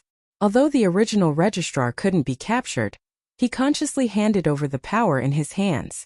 When Li Linfu returned, he would let Li Linfu take over. He wanted to see what Li Linfu could do. When he heard the flattering words of his subordinate, he chuckled and said, "County Magistrate Yen can't be left out of the county's matters. We must work hard together in the future." The other gentlemen and merchants who were invited also expressed their congratulations to the two of them. At the table, they talked back and forth. They tried their best to choose good words to say. As for the difficulties that the county might face in the future, no one brought it up. Just as they were eating at the most lively time and hadn't finished yet, Li Linfu hurried back. He didn't need to find someone to ask. The person who stayed behind to guard the county came over and told him what happened last night. In the end, he complained that Cui Riji used force on them. Now that I know, the county will have a hard time in the future. Even though Li Linfu had thought of this a long time ago, he still felt very helpless when it really happened. After tidying up a little, he dragged his tired body to the place where Cui Riji was holding the banquet. Before he entered, he smelled the strong smell of wine and heard the sound of people slurping inside. Li Linfu calmed himself down and walked into the room. He cupped his hands and congratulated Cui Riji. "Congratulations, Master Cui. You have made a great contribution this time. Master Cui is indeed a good person. I just don't know if Master Cui understands that the crimes of others today may fall on us someday. When that time comes, will you? It doesn't matter whether you will or not. As long as you and I work with peace of mind, we will not let down the emperor and the people." Master Li must have had a hard time rushing back. "Someone, take away the wine and dishes on the table and serve them again." Before Li Linfu could finish his words, Cui Riji waved his hand and didn't let him continue. Then he ordered people to change the banquet. Seeing that things had come to this, Li Linfu also understood that if he continued to help Feng Changgong now, he could only put himself in danger. Looking at the people who were almost drunk, he didn't refuse Cui Riji's arrangement. He found a place to sit down and said to Cui Riji, "Did you use your own money for this meal or the money in the account?" Cui Riji, who was very happy at first, heard Li Linfu mention money. His face darkened like Weiwei. Then he looked at the squires who were also looking at him with confused eyes. He snorted and said, "Today is the day when we take over. And it is a good day to get rid of the scourge for the people in this county. Let's not talk about other things. Master Chui is right. Then let's not talk about it. Can I also take over? Li Linfu heard Chui Riji's words and knew that he must have spent the money in the account. He was secretly happy and asked about taking over. Chui Riji still had to check the account. He thought that if he let Li Linfu take over now, the account would be handed to Li Linfu. If Li Linfu wanted to cover up for others, it would be difficult for him to take care of it. So he said, Master Li just came back. You are very tired. Why don't you have a good rest today and take over tomorrow?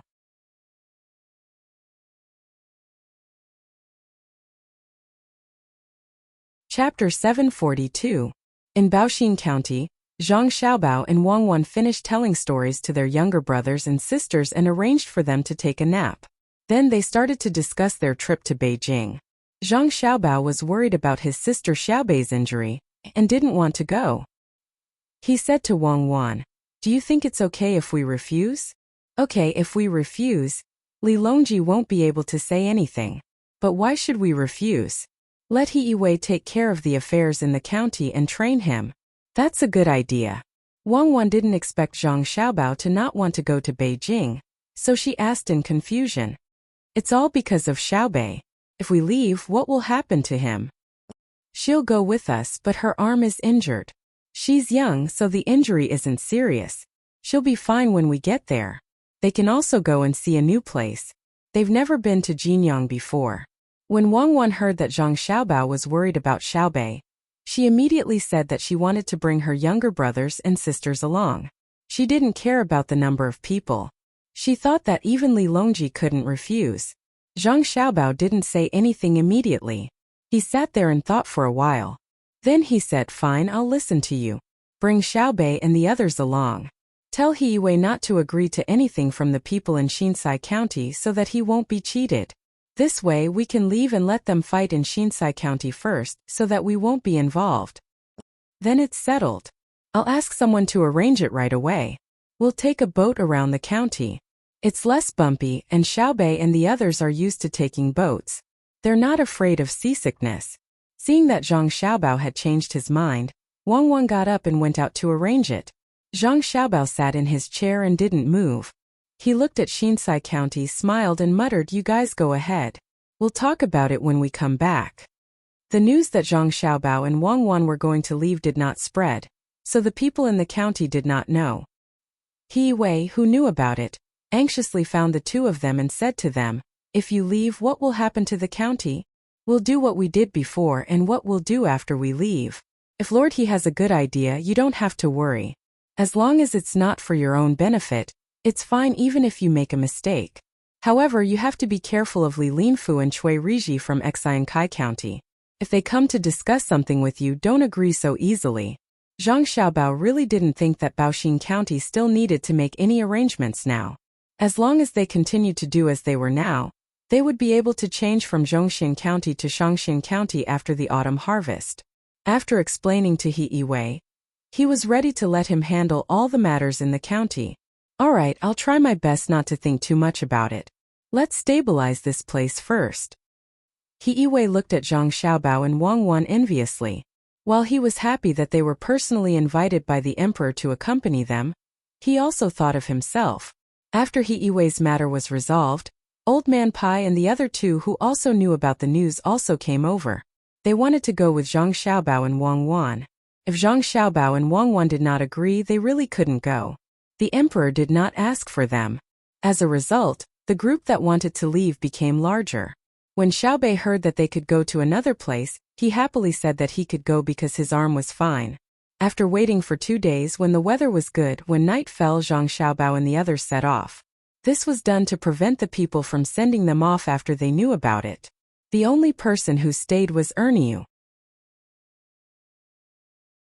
He still had to play games with the people from the Four Seas Academy, and delay the energy of the people from the Four Seas Academy so that they could not be busy with other things. The sound of cicadas kept ringing, making people feel even more uncomfortable in the already hot weather. Li Yu, who had already drunk 3 bowls of iced sour plum soup, looked at the sunlight outside. narrowed his eyes and ordered someone go find those people who came last time. It's time to continue the discussion today. The servant outside the door nodded and hurried to find those people. Liu poured himself a bowl of sour plum soup and drank a big mouthful.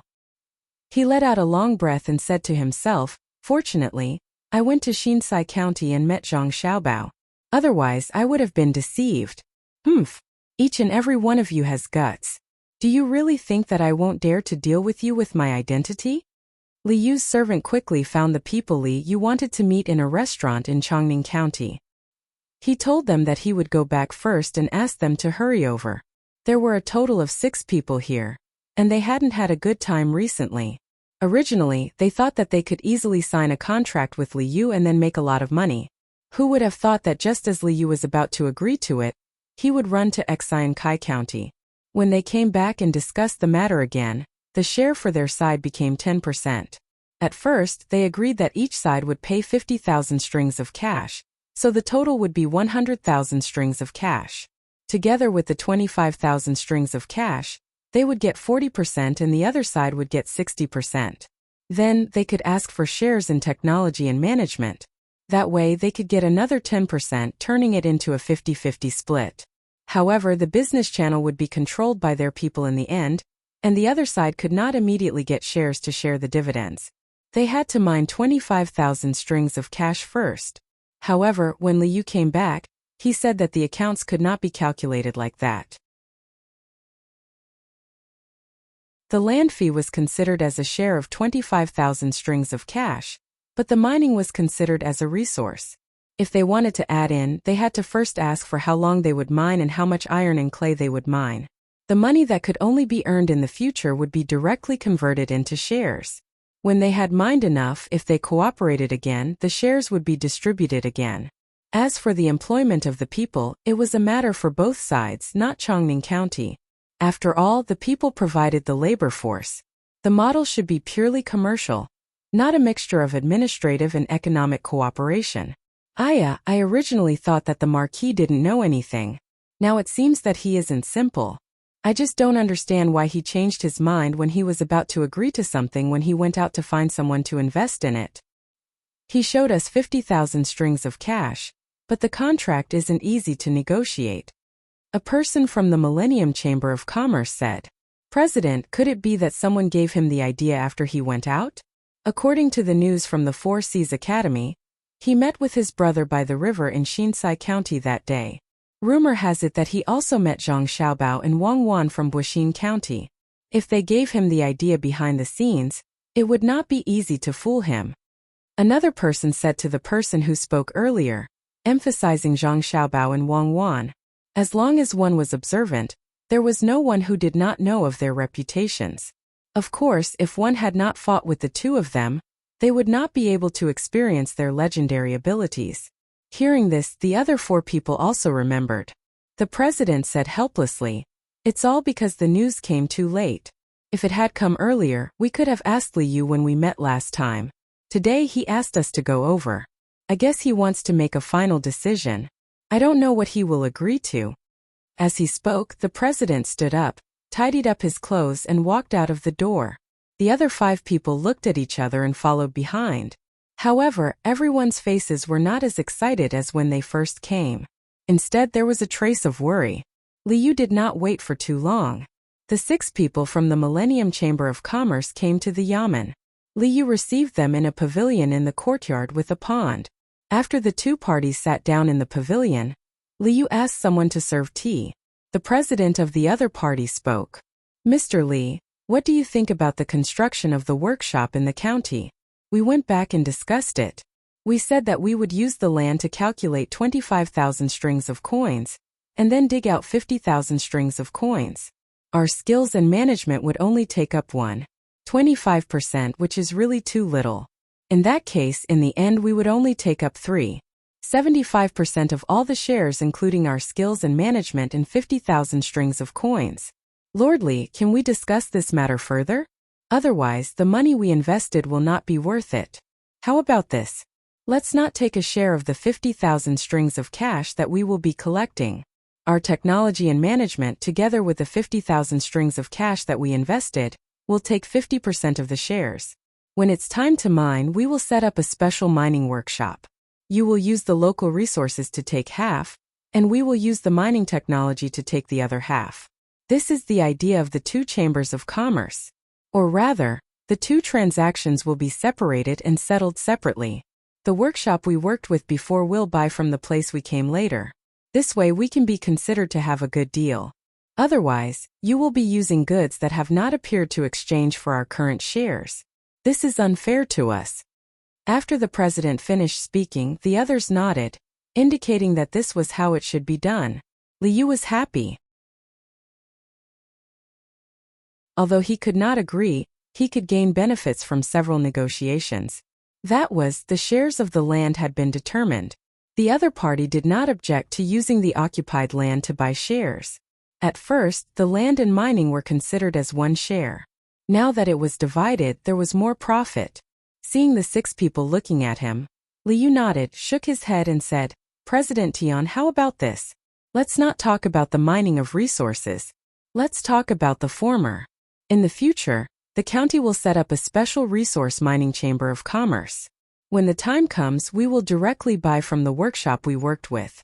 I promise you that at the same price you will have the priority to buy. If you think that the land will take up too much of the shares and you will lose too much, then take it out and use the workshop we worked with to rent the land from the county. We will share the cost of this. The 6 people of the Millennium Chamber of Commerce frowned at the same time and analyzed this matter. After a while, President Tian asked, does it mean that we will only cooperate with Tao and Tai's workshop directly, and we will have to buy and rent the land and mining separately? In this case, how much of the shares should our technology and management plus the 50,000 strings of coins take? You only took out 50,000 strings of coins. You can't take half, right? But I still feel that something is wrong. How about we discuss it?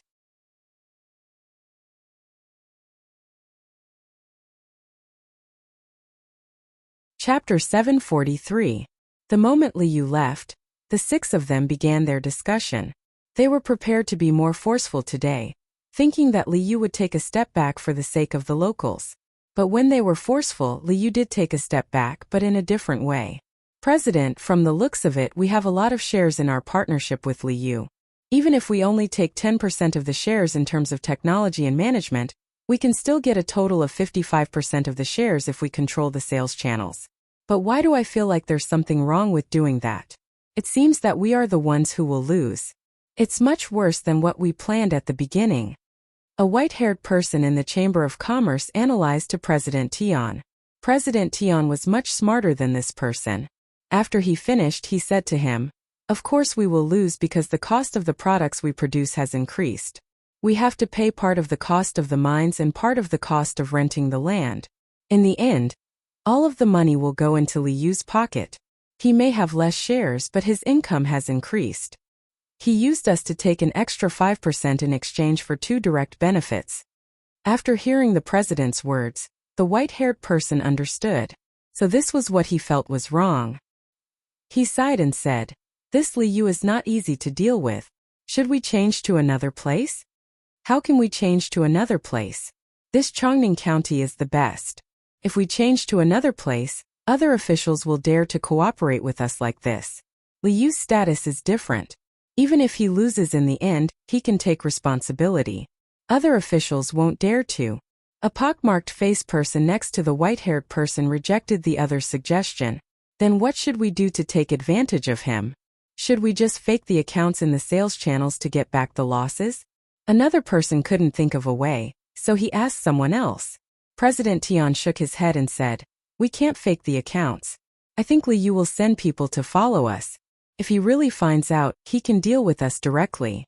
Now we think that he is afraid of losing face and can't use force to threaten us. That's why we want to cooperate with him. This time, the 6 of them were silent again. They drank cup after cup of tea. When they felt that the tea was tasteless, President Tian said to the other 5, actually, it's not like there's no other way. There's another good idea. We can learn from Liu and separate the sales department. We will use technology and 50,000 strings of cash to exchange for 55% of the shares. Liu will take 45%. When the products are produced, we will sell the part that we sell. As for the dividends, we will only share the part that is produced and sold. As for how much the sales are, won't we still earn it ourselves? As expected of the president. Good idea. I think this method will work. Once we continue to invest the money we earn, we can squeeze Liu out of the market bit by bit. Or once the contract is signed, we can transfer the money directly. Xiaobai slapped his thigh and praised President Tian. President Tian stroked the short beard under his chin and nodded with a smile. He said, "There's another important point. Once the people in Chongning County have work to do, they will rely on us. When the time comes, we will have the technology and can directly threaten the local employment situation." Yes, we have the technology. But President Tian, we don't have any good technology. The pottery is still the same. We just hang some other things outside at the end. If we put iron shavings inside, it may not be able to be burned out. Xiaobai thought of the most important point. They didn't have any technology. Otherwise, they wouldn't think of making money by cheating. The person next to President Tian laughed and said, "As long as we work on the appearance and matching packaging, it will be fine." The furniture of the Zhang family and the Wang family is good, but it's not that other people can't make it. They created their own brand and put anti-counterfeiting on it, making people feel that using their things is noble. We can also learn to do it. What's more, the pottery in a place looks the same. Other people can't learn from other pottery. I think this is a good idea. Everyone discussed for a while, and 2 hours passed just like that. As expected, Liu wandered back. Looking at the expressions of the 6 people, he said with a smile, "Have you thought it through? How did the discussion go?" President Tian took out the method that he had just thought of. He wanted to use technology and 50,000 strings of cash in exchange for 55% of the shares. After that, the 6 people looked at Liu. They didn't know if he found the problem and if he would agree. Liu ordered someone to change the tea. He pretended to hesitate for a moment before nodding. "All right, I agree to this. However, I will let others mine the clay and iron ores. Since you are in charge of managing them, you will be the one to negotiate the price with them. Renting the land is simple. You will have to pay the same amount of money for 1 mu of land for a year. After all, 1 mu of land needs to be deducted, which will affect normal agricultural production. It's very cheap. At least 1 mu of land needs to be rented for 10 years. In other words, we will jointly pay 10,000 strings of cash. There is another very important thing. Since our business requires transportation, we have to build a road in the county first. We have to build a road that can connect our workshop to the outside. In order to save money, many places need to be built in a straight line. That way we will have to compensate for the land. I have calculated that it will be about 5,000 strings of cash. Another thing is the river. Our county doesn't have a big river, but the neighboring county has each one. The workshop can't not use water. It will cost about 25,000 strings of cash to bring the river over. We will still pay for this, but the land won't be considered as land use fees. After all, it can be used for irrigation. Let's talk about this first. If possible, I agree to only ask for 45% of the shares. The money is ready. I just need you to sign the document and I will hand it over to you. However, you have to send someone to keep an eye on the account book. What do you think? After Liu finished speaking, he leaned back in his chair and picked up the teacup to drink leisurely. He was very happy in his heart. He thought to himself, "Little guys, you come here to scheme. You don't even know who I am. If I am really tricked by you, how can I raise my head among my brothers? This is only the first step. Wait and see. There are many ways." That was Zhang Xiaobao's idea. When the people from the Millennium Chamber of Commerce heard Liu's words, they were happy. When they heard the whole story, they finally knew what Liu was planning. He wanted them to take out 20,000 strings of cash for Chongning County's local development. Liu's expression changed. Chairman Tian hurriedly waved his hand. "Lord Li, this is not good. If we do this, we will be wasting money. Although you will also take out 20,000 strings of cash, it is not a normal business to take out so much money." "Oh, that's right. Then let me ask you. You told me before that you would make a profit in 1 year, recoup your capital in 2 years, and double it in 3 years. Is that true?" Liu asked. "Of course it is true. The main thing is that the first year needs to be used to create a brand. If we work harder and produce the products this year and create a brand, we may be able to double it by next winter. We have underestimated the ability to make money. Chairman Tian promised again. Then it's settled. We need to pay taxes for our business. How about this? The county will exempt the production and sales of our workshop from taxes for 10 years. According to what you said, the tax exemption is quite high. However, your independent sales department also needs to pay taxes. I will find someone to mine there. Yes, it's a good idea. But your independent sales department also needs to pay taxes.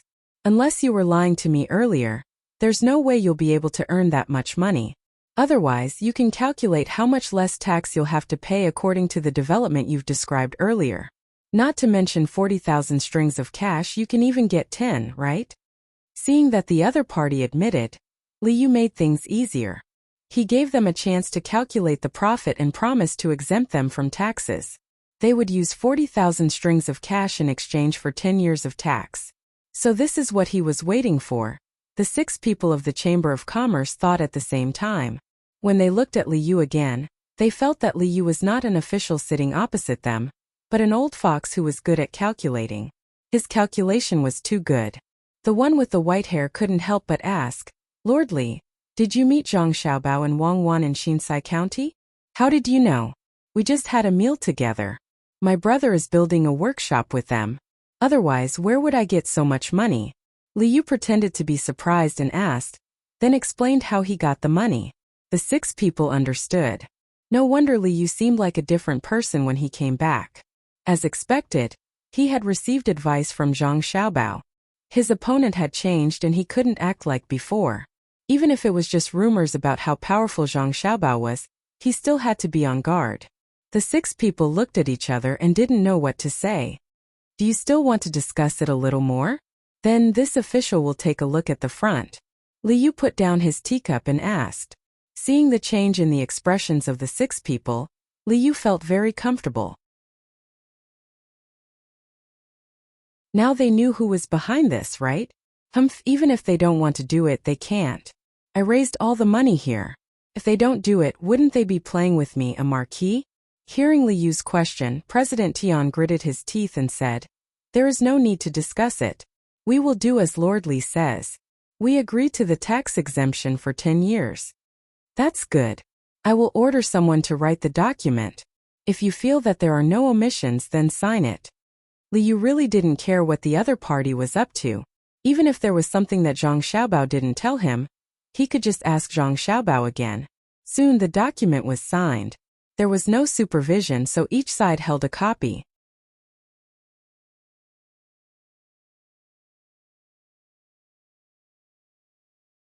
Chapter 744. After the people from the Millennium Chamber of Commerce had a meal with Liu, they were personally escorted to the yamen by Liu.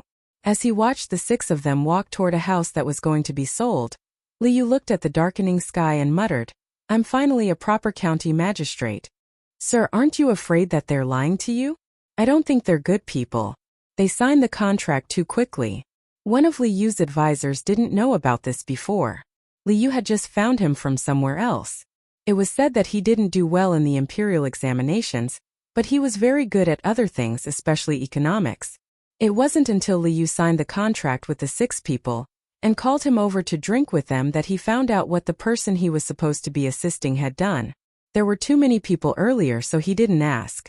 Now that there was no one around, he reminded him worriedly. Little worm, do you feel uncomfortable that I didn't tell you about this in advance? Don't worry, other than this, I'll ask you about everything else in the future. Liu said to his advisor. I don't dare. Sir, you must have thought things through. Besides, it's my first time here. There are many things that I shouldn't know. The advisor had indeed thought of this before. Why didn't he discuss it with him? Was it because he wasn't good enough? If that was the case, why did he ask him? Now that he saw Liu speak so calmly, he was slightly moved. He hurriedly denied it vaguely, letting Liu know that he had thought about it and giving Liu a way out. Liu didn't care about what the advisor thought and explained, I don't think you can interfere in this matter. You just want to persuade me not to cooperate with them, right? That's right. The advisor replied calmly as well. Then how will this county develop? The people who came up with the idea behind the contract were Zhang Xiaobao and Wang Wan. If it weren't for the fact that I have a good brother who's familiar with them, they wouldn't care about this matter. That's why I must cooperate with the Millennium Chamber of Commerce. Liu told his advisor about the source of the idea. When the advisor heard this, he was puzzled at first. Then his eyes widened and he asked in disbelief, "Sir, are you talking about Zhang Xiaobao from the Zhang family in Sanshui County? The one who went to Jianan Circuit?" "That's right. What's wrong? Are you unconvinced? Do you think you're better than him?" Liu asked. No, my lord, with him around you really don't need this lowly one. How could this lowly one dare to refuse? This lowly one once played a game of Monopoly with the young master of the Zhang family, and couldn't even last 2 hours. I wholeheartedly accepted my loss. If my lord is looking for him, then you can rest assured. When it comes to economics, no one dares to surpass you. I really don't know what to say. Sir, can you find an opportunity to let me see him again? I've been studying economics very hard recently, and I want to get some pointers from him.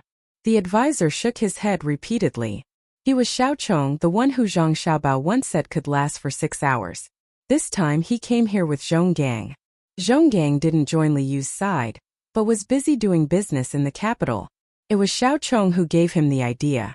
After knowing who helped him behind the scenes and gave Liu the idea, all of Xiao Chong's arrogance disappeared.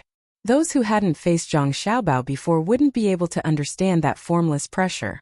Xiao Chong was convinced. He looked at Liu with reverence. Someone who could ask Zhang Xiaobao to help him couldn't be weak. This time the one who was shocked was Liu. He stared at Xiao Chong for a while, then said, "You actually competed with Zhang Xiaobao? Ha ha ha ha, did you feel very wronged when you lost?" "How do you know, sir?" Xiao Chong was indeed very wronged back then. Of course, Zhang Xiaobao's methods are not simple. Come, follow me. I'll let you see what Zhang Xiaobao's plan is all about. If the people from the Millennium Chamber of Commerce really do business properly, and they really do make a lot of money, I'll also exempt them from taxes for 10 years. If they dare to have any bad ideas, I'll make sure they don't leave. Liu pulled on Xiao Chong's sleeve and walked into the room, talking as they walked. When Xiao Chong heard that he could personally see Zhang Xiaobao's plan, he was so excited that he trembled. He raised his other arm and wiped the sweat from his forehead due to excitement. He said, "I believe everything you say, sir. The young master of the Zhang family is indeed like this. When you fight, you give others a chance first. If they don't accept, then they will face an overwhelming attack. President, if we sign the contract like this, won't we lose a lot of money?" After buying a house in the county, the 6 people from the Millennium Chamber of Commerce first returned to the restaurant. The house needed to be renovated before it could be lived in. Now they had to stay in the local area, so they couldn't continue to live in the restaurant. As soon as they entered the restaurant, the pockmarked man asked President Tian. While President Tian was busy with other things, he was also thinking about the contract. When he heard the question, he asked back, "Can we not sign it? Liu raised a lot of money. If we don't sign it, we'll be cheating him.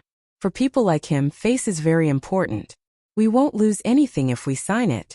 At most we'll take out 40,000 strings of coins first, of which 10,000 strings of coins will be used to buy things. Come look at the contract again. What does it say?" The other 5 people came over to look. The contract said that the first party was the Millennium Chamber of Commerce, and the second party was Liu. At the same time, there was a position of county magistrate. The 5 people looked at it for a while but couldn't see anything. They turned to the president in confusion. Seeing that the 5 people couldn't see anything, President Tian smiled proudly and said, "Look here. It says that the Millennium Chamber of Commerce, which cooperates with Liu, is the first party. If we do business in Chongning County, we'll be exempt from the annual tax. Do you see? 10 years, but it doesn't say that we'll be using clay and iron to make things. In other words, we can do other business in our name. In this way, starting tomorrow, we'll find other local businessmen to cooperate with and do business in our name. We can save half of the tax. We don't need to spend a single copper coin. We just need to use our name." "Is it really written like this? That's great. Is Li Yu a fool? No wonder the president asked us to read it word by word. Turns out that he thought of this. A person in the Chamber of Commerce stared at that line and said in surprise. This time he really admired the president. No wonder the president agreed so quickly. Amazing, just using his name to cooperate with others, he could earn half the tax of other people's transactions. President Tian smiled reservedly and waved his hand. It's just a small trick. Even if Li Yu finds Zhang Xiaobao, what can he do? Others are afraid of Zhang Xiaobao, but I'm not. Humph, when we find a businessman tomorrow, you can find someone to spread the news that Li Yu found Zhang Xiaobao. In the end, the Millennium Chamber of Commerce took advantage of the loophole. So, when it comes to economics, no one can avoid failure. Every time you suffer a loss, you learn a lesson. President, do you really want to do and say this? I'm afraid that Zhang Xiaobao will come to deal with us after he knows. His family has a lot of money. If by any chance, he borrows hundreds of thousands of strings of cash from Li Yu, we won't be able to make money from the clay business. The person who spoke just now asked worriedly. What are you afraid of? If he really dares to invest so much money, then we can use some tricks when we manage it. The contract doesn't say that we'll only make money, right? How can we make money just because we take out money? Do you understand? President Tian explained. I understand. President is really smart. Xiaobai gave a thumbs up and praised. Xiao Chong, who had followed Li Yu into the room, first read the contract carefully. Just as he was about to look at Zhang Xiaobao's plan, his eyes landed on the clause that the Millennium Chamber of Commerce had mentioned. He was stunned. Suddenly, his expression changed. He said to Li Yu, Sir, there's one clause in the contract that's not easy to deal with. It's the 10 years tax exemption. What if they use this as an excuse to work with the local businessmen to avoid paying taxes? Li Yu continued Xiao Chong's words. That's right. What should we do? Xiao Chong saw that Li Yu could say it out loud. He shouldn't have written this clause. Li Yu didn't answer him.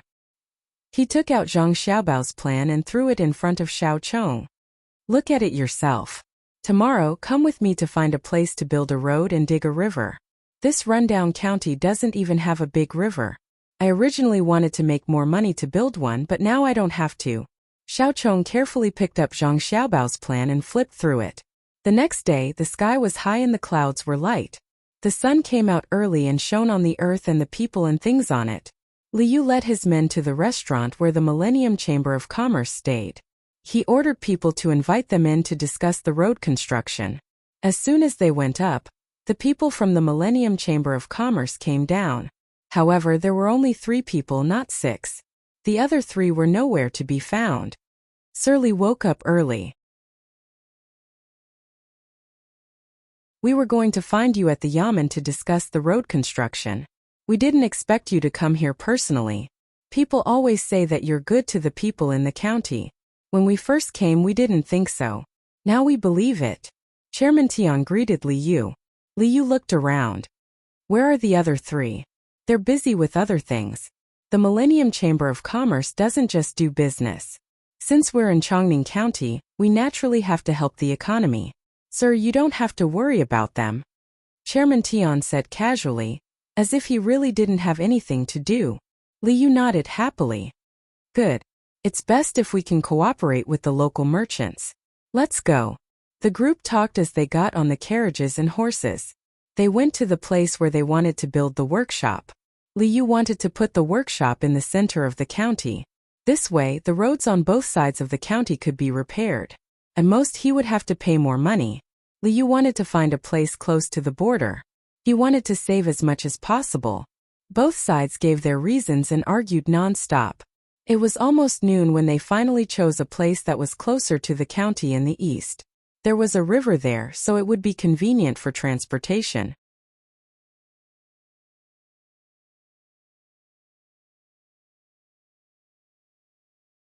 Chapter 745. Seeing that the 3 of them had returned with many contracts, Chairman Tian smiled in relief. He turned to Li Yu, who was still looking at the terrain. Lord Li, actually it's okay to build more. After all, people who do business have a conscience. If they can do more good for the people, they should do more. Really? Li Yu didn't expect Chairman Tian to be so easy to talk to. He was wondering if he should add more money. For people like him, no matter how much money he had, it was better to build a good reputation. If he didn't have money, he could ask others for money. If he really couldn't do it, he still had an adopted elder brother. Seeing Chairman Tian nod with a smile, Liu said happily, "Good. I like businessmen with a conscience. Making money is one thing, but you can't just think about money for the sake of making money. You should at least think about the people like Xiaobao and Cuckoo. Oh, let's not talk about them. They are officials. For example, between the clouds and the water, they are doing very well." Chairman Tian could earn more money now, so he naturally wouldn't refute Liu's words. Between the clouds and the water was still owned by the Zhang family and the Wang family. What was the difference? As he followed Liu forward, he gave a look to the people beside him, indicating that they should go out and take a look. He then whispered to the person closest to him, "There are no more businessmen in this county. We can go to other counties to take a look. Lure them here and reduce the tax. For example, 30% or even 20% is good. The more prosperous the county, the more they earn, and the more money we will have." "Chairman, I'll go arrange it now." The person who received the order agreed and found an excuse to leave. He hired a carriage and rushed to another county as fast as he could. Liu pretended not to notice their little tricks. Xiaochong also turned a blind eye. He now admired Zhang Xiaobao even more. The proposal had already mentioned this point. It could be said that he had foreseen the enemy first. While they were looking at the terrain, the Yamen of Chongning County posted a notice. Regardless of whether they could read or not, they should come closer to take a look. Those who could read would have to explain it to others. A large group of people had gathered at the spot closest to the entrance of the Yamen, which was used to post notices. A man dressed like a scholar stood at the front. The people around him gave up their spots to him as a sign of respect. No one squeezed past him and waited for him to read the words on the notice. This county has issued a new regulation. Those who are required to pay taxes and refuse to pay with any excuse will be forcibly collected by bailiffs.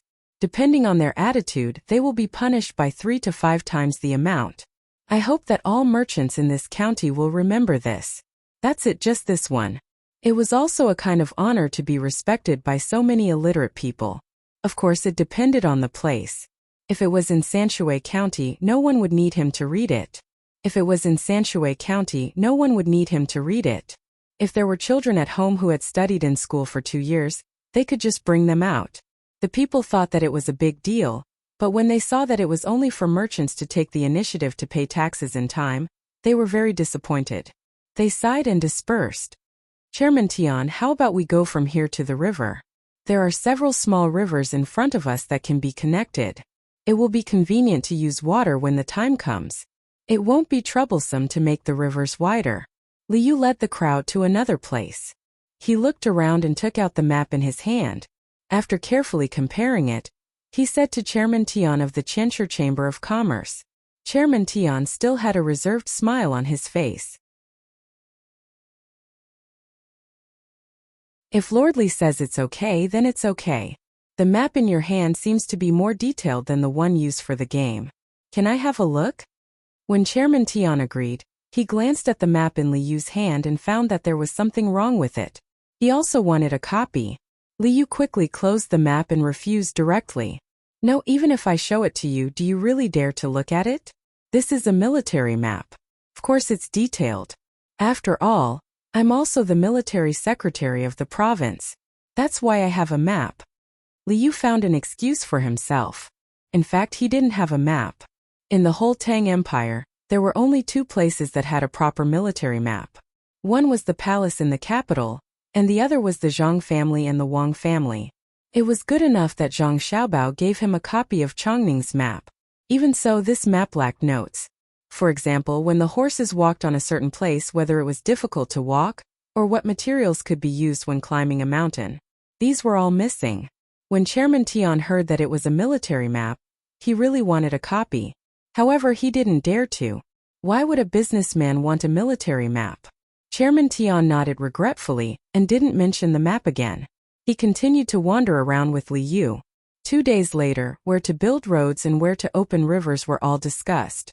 The people of the Qianshi Chamber of Commerce immediately transferred money, and hired the local people to start working. This time, the people also knew that there was a chamber of commerce called Qianshi. They worked together with the county magistrate to do good things for the county. The chamber of commerce was good, but the county magistrate was better. Without the county magistrate, the Qianshi chamber of commerce wouldn't have come. In order to encourage the people to be more active, the yamen posted a notice. It said that the idea of building roads with the Chamber of Commerce was proposed by Zhang Xiaobao and Wang Wan of the Zhang family in Sanshui County. It asked people not to worry. Many people didn't know who the Zhang family in Sanshui County was, but the businessmen who had traveled the north and south knew. They bragged to others during meals. This time the people knew that the Zhang family was very powerful, and their children were also very powerful. Wherever they went, they never did anything wrong. They were good to the people, good at making money, honest officials and rich officials. Yes, rich and honest officials. It was a magical combination of words. Knowing this, the enthusiasm of the people rose. They all signed up to build roads. Li Yu also followed the methods of the Zhang family, Wang family, and his brother. He used the money from the cooperation with the Qianshi Chamber of Commerce to pay the people. He was also responsible for a few meals a day. He also worked in shifts during the day and at night. Just when everything was going well, rumors started to spread in the county. Whether it was the tea house or the pub, many people were saying that the powerful Zhang Xiaobao of the Zhang family was at a disadvantage this time. The plan for Li Yu was wrong, and the people of the Qianshi Chamber of Commerce took advantage of it. They cooperated with the local businessmen to avoid paying taxes. This kind of rumor caused the people to lose their confidence in Zhang Xiaobao. At the same time, it also caused the people to dislike Qianshi Chamber of Commerce. This was because Li Yu had been imitating Baoxing County for the past 2 days. Every day, he began to explain in detail to the people how much money the yamen had, where it came from, and what to spend it on. He emphasized that the tax revenue would help the yamen and the people in the county. After the transparent financial report was made public, the people hoped that the yamen would have more money. This was because there were subsidies for the poor, and all the houses in the county would be renovated within 5 years. Everyone was waiting for the yamen to take out more money to help them repair their houses. After all, there was a lot of money now, but a portion of it was not for the county to use directly. It had to be handed over to the county. This was not Li Yu's fief, and he did not have any fief yet. Therefore, a part of the money could be kept in the county. More of it would be sent to the capital and rent. Even if there were some fools among the commoners, they could not resist the explanations of the smart people. They said that if the Millennium Chamber of Commerce did this, they would be able to make money and the yamen would not be able to collect taxes. The more merchants they contacted, the poorer the county would be. The Qianshi Chamber of Commerce, who had just spent money on roads and rivers, became a profiteer in the eyes of the people. They were not good people. At the same time, they were disappointed in Zhang Xiaobao. How could such a powerful person lose to others? Chairman Tian did not expect things to turn out like this. In the beginning, Li Yu did not disclose the finances of the county. How could the people know how much money the yamen had and what it was spending? If it was not disclosed, no matter how much the Chamber of Commerce did, the people would not know.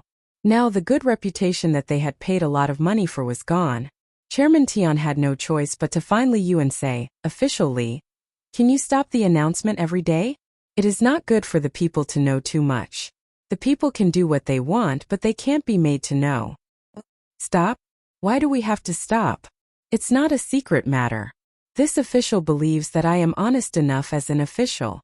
There's nothing that cannot be told to others about the matters of the yamen. Also, what you said was wrong. If the people don't understand what the officials want to do, how can the people wholeheartedly support them? Li Yu did not have any room for discussion. He explained the situation in Baoxing County to Chairman Tian. As long as the people understood what the officials wanted to do, they did not have to worry about not having enough people. The people in the county would follow suit. Just thinking about it made him excited.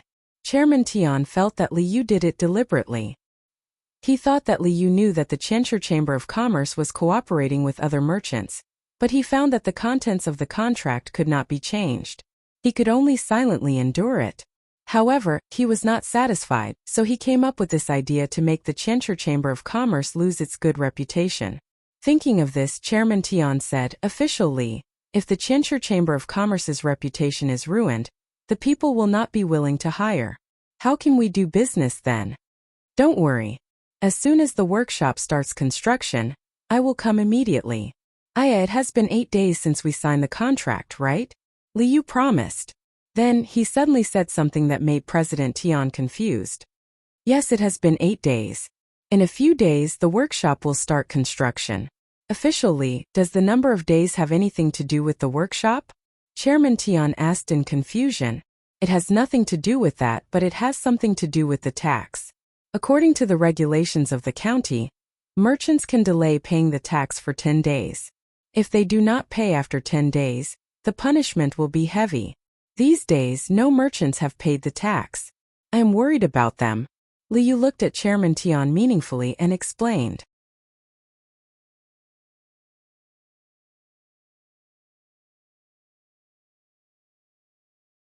Chapter 746. President Tian, come and take a look. Here are some maps with pottery. Which one do you think is the best place to dig? I'll send people there in these 3 iron mines. Liu didn't care what President Tian thought. He took out a map of Chongning County and showed it to President Tian. President Tian was still wondering why Liu wasn't in a hurry. Instead, he talked about taxes. Didn't he know that merchants who cooperated with the Qianshi Chamber of Commerce didn't have to pay taxes? After being asked by Liu, he realized that it was a military map. He took a closer look and was disappointed. It turned out to be a game map. After looking at the map, President Tian chose a place that supplied pottery and an iron mine. He didn't care much about the quality. The main reason was that these 2 places were close to the workshop. Judging from the current situation, the Qianshi Chamber of Commerce would have to repair the road to the place that supplied pottery and ore. He could save some money by choosing a place that was close to the workshop. While President Tian chose these 2 places, I'll have people arrange it in a while. The charcoal used for pottery will be supplied by a special chamber of commerce. President Tian, you can rest assured. Liu circled the 2 places on the map and said to President Tian, "There's one more thing. There will be many craftsmen from the capital who specialize in pottery. They have nothing to do with you. When you see them, don't think that I'll find other people to compete with you just after signing a contract with you. There's no such thing. If there are really powerful chambers of commerce that want to do the same business in the future, I'll be partial to you under the same conditions. After all, I've invested a lot of money here and I don't want to lose it. Well, it's almost noon. Why don't you stay for a meal before leaving?" President Tian was stunned again. He knew that Liu didn't want to have a meal with him and asked out of courtesy. It was nothing. After all, it was a meal. Perhaps Liu was unhappy because of the taxes. But what did he mean by many craftsmen from the capital? And what if he was partial to the Qianshi Chamber of Commerce under the same conditions? Would he be partial to the other party?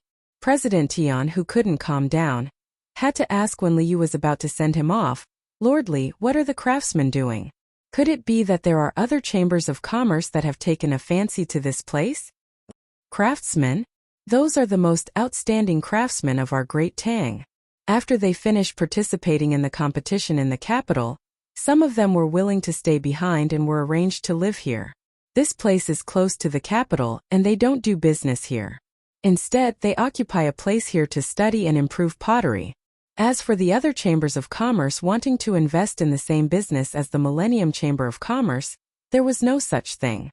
I was just saying, if someone really came, I couldn't just drive them away. It was just like the restaurants in the county. Once there was a restaurant, there would be no one else in the county that could open a restaurant, right? President Tian, don't worry. I still have the same idea as before. As long as the conditions are the same, you won't suffer any losses. At the same time, I also guarantee that no matter how rich the person is, even if it's the Zhang family and the Wang family, I won't cooperate with them." Liu explained the situation to President Tian. Chairman Tian couldn't figure it out for a while, so he could only reply, "Okay. Then I'll go back now and finish the work of the workshop as soon as possible. Take care. Come see the guest out." Liu stood up and escorted Chairman Tian to the door. He had the servants continue to escort him out while he returned, sat down on a chair, and spoke to the screen. "Little worm, you can come out now."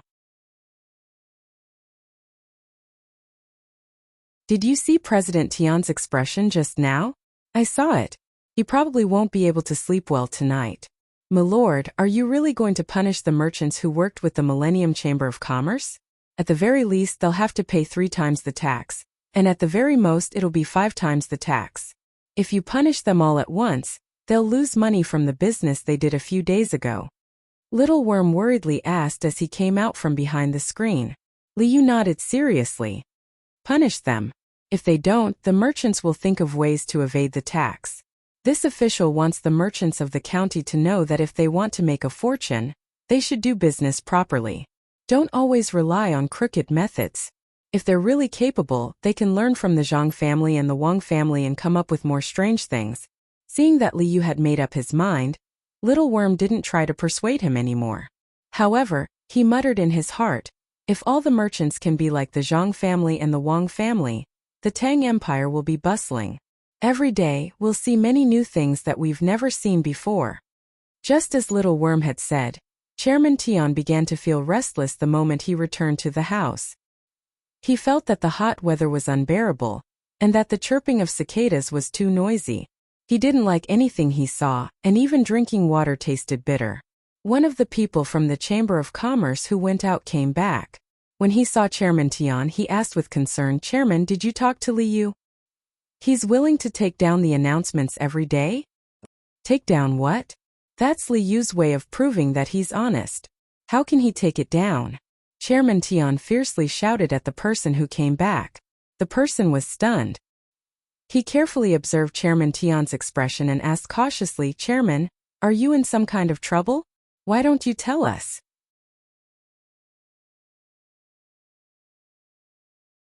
"We can think of a solution together. We're in big trouble. I don't know what Liu's intentions are. First, he asked me how many days have passed since the last contract was signed. He specifically said that there are still 2 days left. If the merchants don't pay the taxes, they'll be punished. I can't think of any other methods." Chairman Tian tried his best to calm down. He told the person beside him one thing. The person who came back didn't say anything, waiting for the chairman to continue. The second thing is that he wants many artisans from the capital who specialize in pottery. They're the ones who stayed from the capital's craftsman competition. They should all be quite skilled. They're not here to do business, just to study. However, who can guarantee that they're really like this? There are already quite a few artisans here. If they join us, no matter how we use special methods to make people think that it's a new technology, they'll be able to figure it out.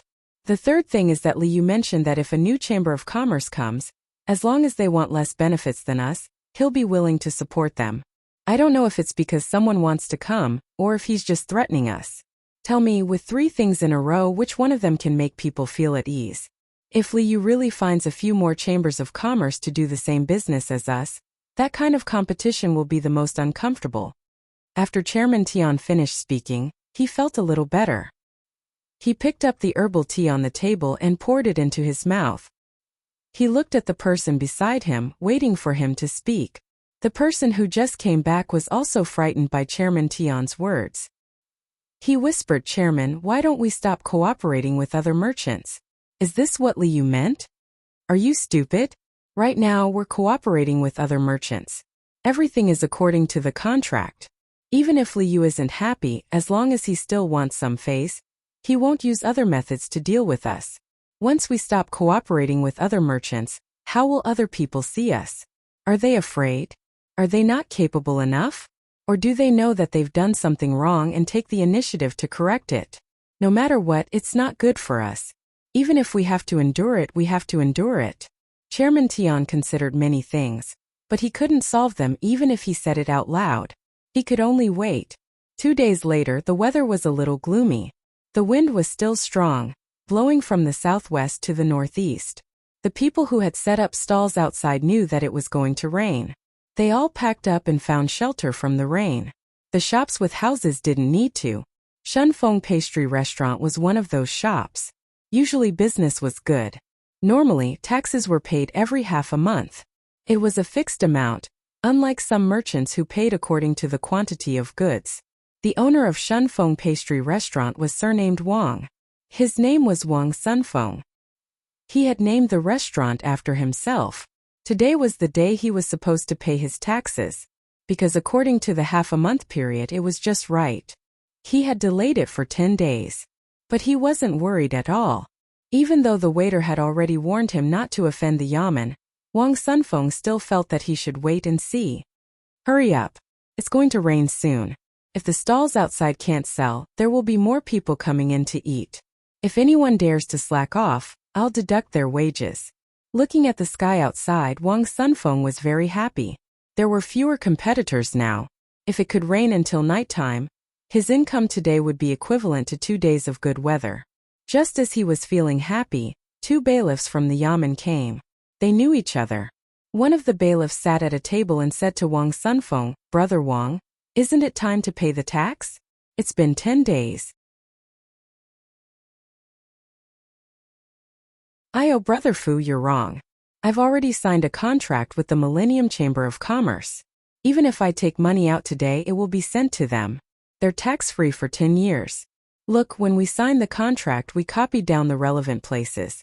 The people from the Millennium Chamber of Commerce even put their fingerprints on it. It can't be faked." Wang Sunfeng didn't want to pay at all. He could save half of the money. It wasn't a small amount. "So you're refusing to pay your taxes? Then don't blame me for not being able to do it. Arrest him." As the runner spoke, the chain went for Wang Sunfeng's neck. Wang Sunfeng could have dodged, but he didn't. If he dodged, he would be resisting arrest. "What right do you have to arrest me?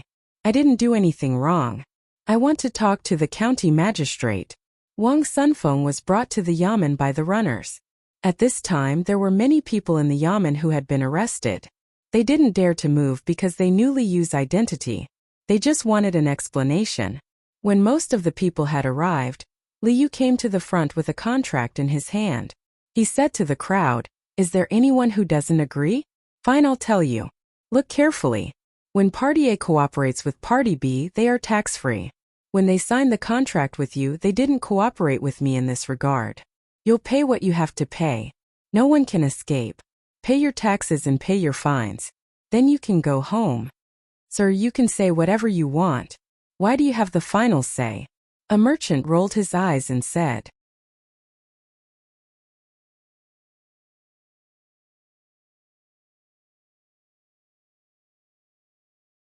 Chapter 747. After explaining the contract to the merchants working with the Qianshi Chamber of Commerce, Li Yu really forced them to pay up and increase the fine by 3 times. The merchants did not dare to resist. They were scared out of their wits. They were not afraid of Li Yu, but of Zhang Xiaobao. The rumors were true, and Zhang Xiaobao lived up to his reputation. A few days ago, they had been saying that the undefeated Zhang Xiaobao had lost. Now they knew what it meant to have no empty seats. "Lord Li, no Marquis, you are familiar with the young master of the Zhang family. I accept the punishment. Not just 3 times, even 5 times is fine. I spoke ill of him a few days ago, so please speak up for me. Don't let him send people to open a pancake shop." Wang Sunfeng, who owned a Shunfeng pastry restaurant at home, walked up to Li Yu from behind the crowd of businessmen. His face was full of regret as he pleaded with Li Yu. He was even willing to pay more, just to prevent Zhang Xiaobao from taking revenge. Li Yu was amused. Wang Sunfeng was not afraid of a marquis, but he was afraid of Zhang Xiaobao coming to take care of the shop. He waved his hand impatiently. "I said 3 times, then 3 times. If you do it again 5 times and you will be locked up." "Then the young master of the Zhang family?" Wang Sunfeng asked without a trace of joy. "He doesn't have the time to care about you. He is someone who does great things. You are not even a chicken that is going to kill a chicken to scare the monkey." Yes, I am just an ant. He doesn't have time to kill me." That's good. Wang Sunfeng was relieved. Many of the other merchants thought the same. They were afraid that Zhang Xiaobao would come personally. If he wanted to deal with them, he would not have to resort to underhanded means. He could just throw money at them. Chairman Tian of the Qianshi Chamber of Commerce and the others were not sure when the county would catch the merchants. A notice was posted outside the yamen. It contained a portion of the contract, as well as the amount of taxes and fines that the merchants had to pay. All of it would be recorded, especially the fines, which were not taxes that had to be paid. They could be kept and used for the development of Chongning County. The continuous decrease in revenue for the past few days had already made the people worried. Now that they suddenly saw the contents of the contract and the revenue, the people who were worried about their hometown quickly smiled and spread the news. When President Tian and the others heard the news, they took out the contract and read it carefully. It was written very clearly in the contract. Only those who cooperated with Li Yu could enjoy the tax exemption. Especially the last sentence, which made the 6 of them learn a new trick. But the price was not small, because they had to compensate the merchants who cooperated with them. One move behind, one move behind. Zhang Xiaobao, I will remember this. President Tian sighed and looked at the hazy sky outside. The other 5 people were also worried. They had witnessed the legendary prowess of Zhang Xiaobao, but they had yet to discover the backup plan of Zhang Xiaobao and Wang Wan. Were they setting up a trap? Or were they not planning to take revenge? Just like the sky, it was gloomy and gloomy. It was hard to bear. Li Yu, who had received a large sum of money from the yamen, was very happy to treat the punished merchants to a meal. The food was not bad. The whole mutton soup was still being cleaned up. The mutton was brought up first, and there was a large pot next to it. There were mutton bones and mutton fat inside, and it was boiling. Chopped green onions, coriander, salted garlic and pepper were all prepared. When the soup was ready, they could drink it. Li Yu picked up a piece of mutton face and said to the merchants in the yard, "Everyone has made a lot of contributions to this county.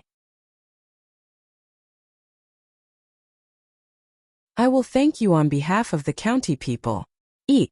The merchants were not in the mood to eat, but they did not dare to not eat. They picked up their chopsticks and casually put some meat into their mouths and ate with Li Yu. After eating for a while, the mutton soup was ready. Li Yu asked someone to serve him a bowl full of soup. He took 2 sips and felt comfortable all over. Then he said to the merchants, "In this prosperous dynasty, the goods are prosperous and the people are peaceful. We should join forces. However, although there are only a few fools, the time is not right for everyone. Perhaps the path is unclear. Therefore we want to gather, move together, fight together, so...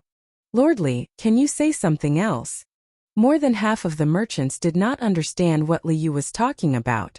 Someone asked in a low voice, "Oh, actually, what I'm saying is that everyone is living a good life now.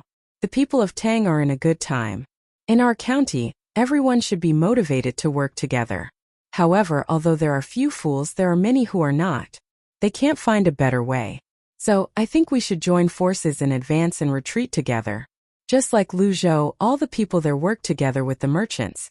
The merchants had formed their own merchant associations.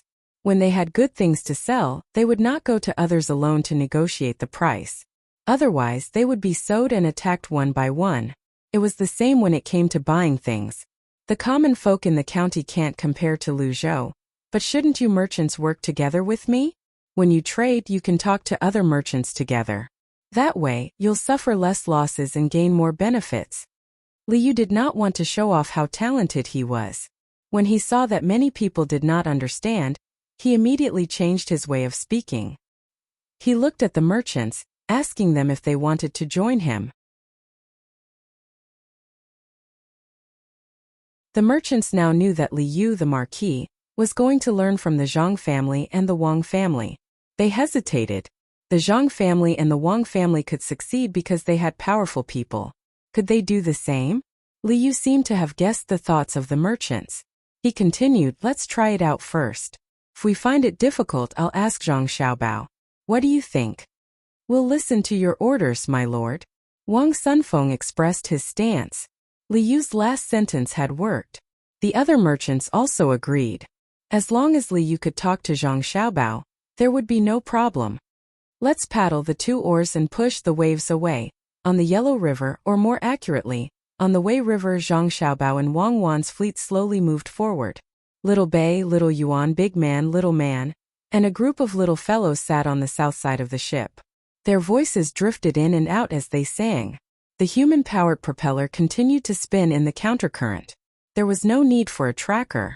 Moreover, there were 2 large wheels beside the propeller. At full speed, it was very fast. Because the ship had many levels and was too high, the little fellows couldn't see the ship below them. They could only look at the south side. The south side was relatively more prosperous. There were fishing boats and passenger boats waiting to be ferried. In the shallow waters of the river, there were naked children swimming. Little Bay and the others sang until they stopped. They stared blankly at the shore. The ship rocked gently in the water, but it didn't make them seasick. The guards didn't disturb them either. They only set up a net below the ship to prevent anyone from falling in. Although Little Bay and the others could swim, it depended on what kind of water they were in. While they were looking at the people on the shore were also looking at them. Because the ship was moving along the north side of the river, it was far away and there were no binoculars. They could only see a group of children sitting on the side of the ship. Only the merchants who often came and did business knew who the people on this ship were. The two rice seedlings holding hands clearly told the people who were familiar with them that this was the young master and young lady of the Zhang and Wang families who were on the move. Could it be that someone has offended the great Tang and is about to go to war?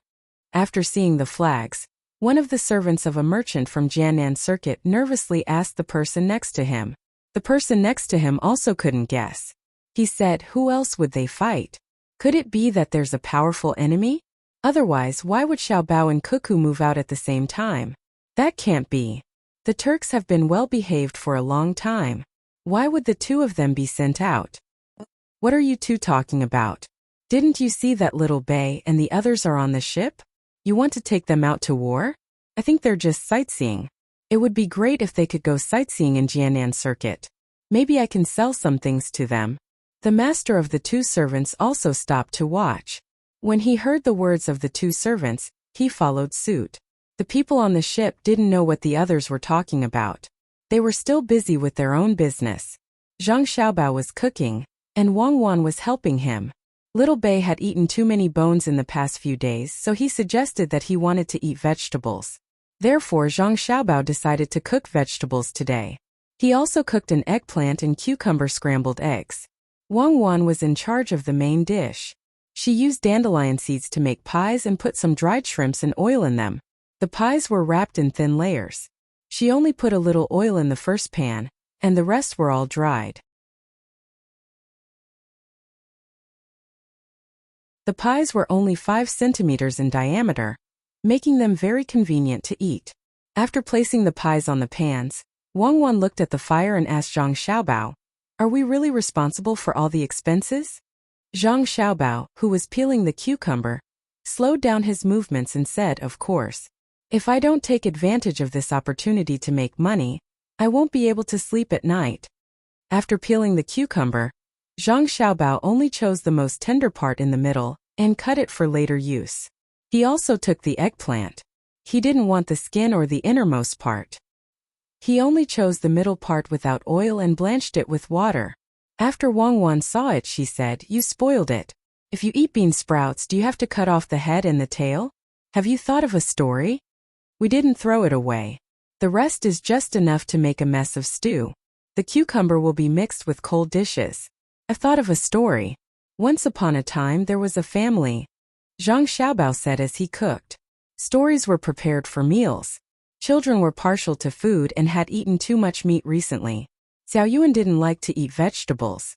In order to let the younger siblings take the initiative to eat, Zhang Xiaobao and Wang Wan had to think of a story every time they cooked.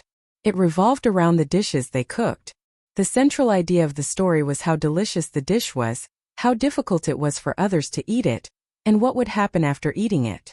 They didn't directly tell the children what was the use of eating it, such as how it didn't have any effect on nutrition. In this way, when the children ate, they would think about the plot of the story. If the food was not too bad, the children would take the initiative to eat it. Most of the time when a person liked to eat a dish, it wasn't that the dish was delicious, but it was a habit in the mind. Wang Wan flipped the pancake, took the dough and continued to wrap it. She said, "Do you think Li Longji will agree with your idea?" "I think that's what he wants us to do. I'll arrange for someone to go over and arrange it in advance," Zhang Xiaobao replied.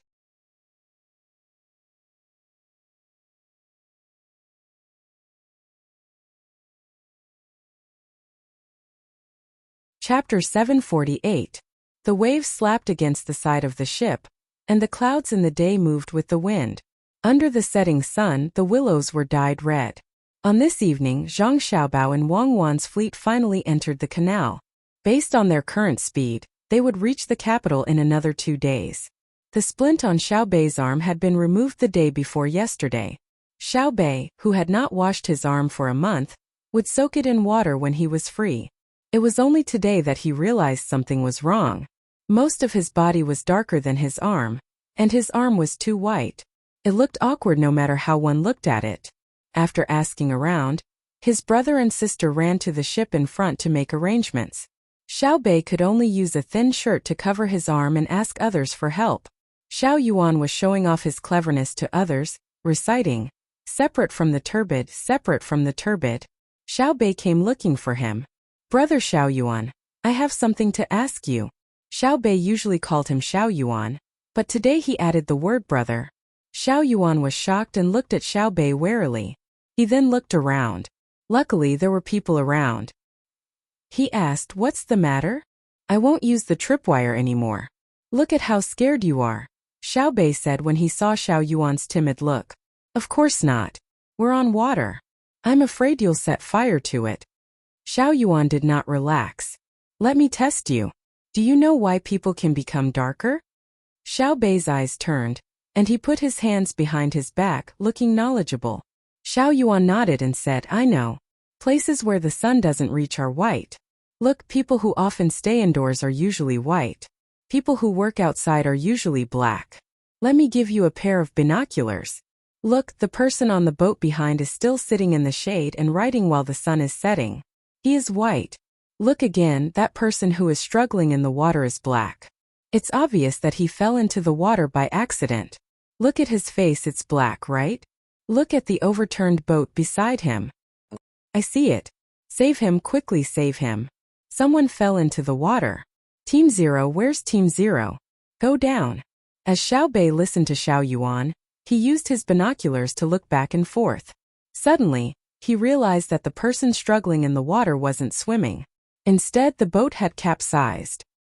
He scanned the surroundings and realized that there was a person dragging 2 people and swimming towards the shore. Xiao Bei was no longer in the mood to turn white or black. She shouted at the people around her. When she shouted, someone on the boat in front of her had already jumped into the water. As the waves churned, they quickly approached the person who had fallen into the water. Seeing that the strong number 0 seedling protection team had met someone, the nervous little ones heaved a sigh of relief and sat on the deck as if they had collapsed. "You scared me to death. Xiao Yuan, you just said that it's fine to just bask in the sun, right? If the white parts are tanned, wouldn't the black parts be even darker?" Seeing that it was really the members of Team Zero, Xiao Bei was no longer worried. Thinking of his own matters, he asked Xiao Yuan. "Of course. The more you get under the sun, the darker you get. In the end, you'll be as black as coal. Why do you ask?" Xiao Yuan replied, "No, nothing. I'm just asking. My clothes aren't comfortable. I'll change." Xiao Bei left in a hurry after saying that. She entered the cabin and sat there thinking for a while. Then she opened the door and said to the guard outside, "Get someone to make me a set of clothes. The kind that doesn't have a sleeve on the right arm." The guard nodded and went to find someone to report. Xiao Bei and the others didn't have a lot of clothes. They grew quickly, so they usually had 3 sets of clothes made every season. As they grew, they would have them made at the same time. Unless the clothes were torn, they would make a set at the last minute to avoid wasting it.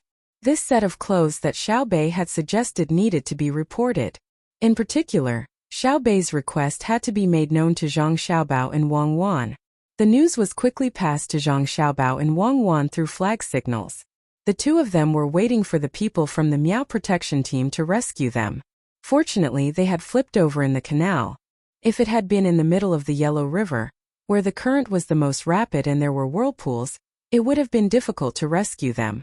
After receiving the news, Wang Wan couldn't understand why Xiao Bei wanted a set of clothes that didn't have a right sleeve.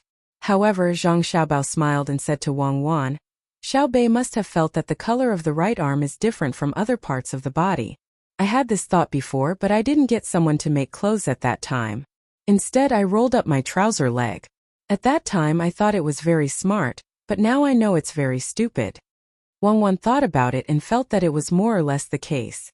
She smiled and said, Xiao Bei must be very anxious. Think of a way. Then we won't have to make clothes. Okay. After lunch tomorrow, get someone to get some mud and stick it on them. Let them bask in the sun for a day. The color will change to about the same. Zhang Xiaobao came up with an idea. Usually Xiao Bei and the others would also bask in the sun. Compared to the children who often stayed indoors, they were slightly darker but healthier.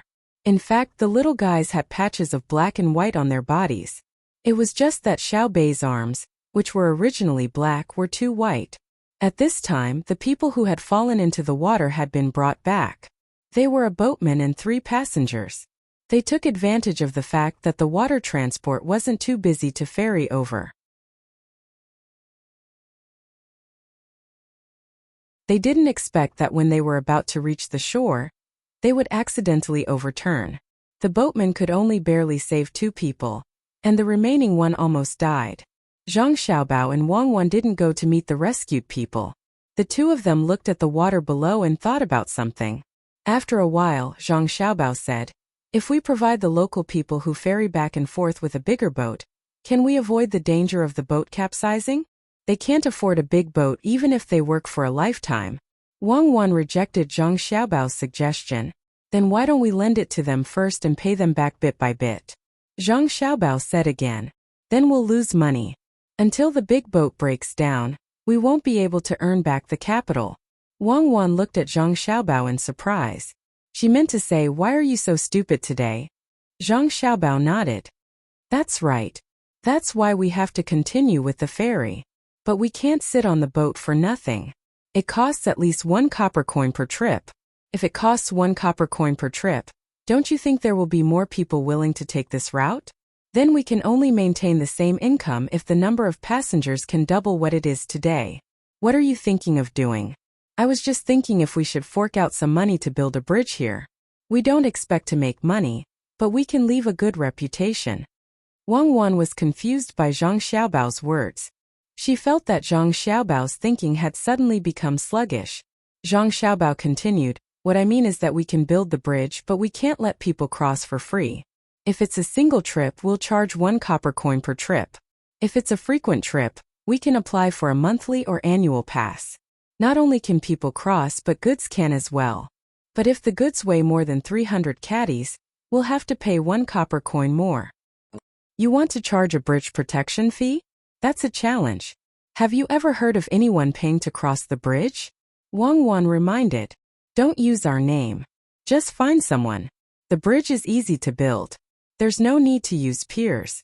Just connect the 2 sides. Use iron chains and board. Both sides don't have to be iron oxen or copper oxen.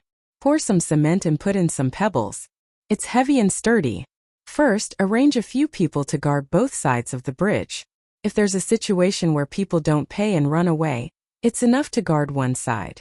If there are children who need to run between the 2 sides to go to school in the future, this can be free, but the children can't carry too many things. This price is cheaper than the ferry, right? Moreover, it's safer. When the time comes, people can choose to walk or take the ferry. Little by little, the people will accept the fact that crossing the bridge costs money. When the time comes, the road will be the same. Actually, we can't make much money by building roads now. If we were to build roads in prosperous areas, we would be able to earn money by opening shops by the roadside. If there weren't many people, we would just be spending money. Once the commoners were used to spending money to cross the bridge, we would build more roads. We would build new roads beside the old roads. Every time we walked, we would have to spend money. Those who didn't want to spend money could walk on the old roads. Naturally, the speed would not be as fast as the new roads. Furthermore, those who walked on the new roads would be able to rest for free in the small houses built by the roadside. When the time comes, you'll have to make up for it. The most important thing in the service area is to provide hot water. As long as the people in the caravan come, they'll be provided with a pot of hot water. If they're pedestrians, they can't ask for money. Zhang Xiaobao explained his idea while Wang listened at the side. When Zhang Xiaobao finished, Wang Wan asked, what if someone crosses the old road to the new road and returns to the old road when they're almost there? What will you do? Let the people in the service area watch. Usually, there will be a service area set up every half a day. The hot water and rest are free, but you must have a pass to come here. However, other things are not free, such as medicine, dry food, tools needed to repair vehicles, etc. are not free. Occasionally, we'll send people to patrol on horseback. If they catch them, they'll have to pay double the money. If they don't pay, we'll take away their goods and not give them money. Zhang Xiaobao felt that he had too much money in the future and couldn't spend it all at once. He planned to use it on road repair and collect tolls. It was likely that because there were few people coming and going, there wouldn't be much money left after deducting the maintenance fees. However, it was better than having no money at all. Otherwise, he would have to build more roads in the future. It would be better if he could get some money back. Wang Wan lowered her head and thought for a moment, then asked, do you think it'll work? How do I know? Let's try it first. If it doesn't work, we'll talk about it later.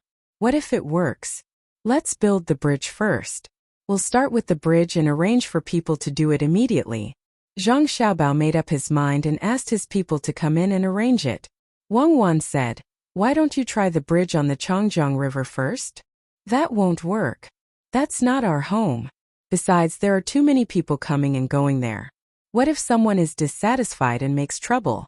It's a deep-rooted idea to not spend money on the bridge. Even businessmen think so. They don't care how much it costs to build bridges and roads. Let's start with a place with fewer people first.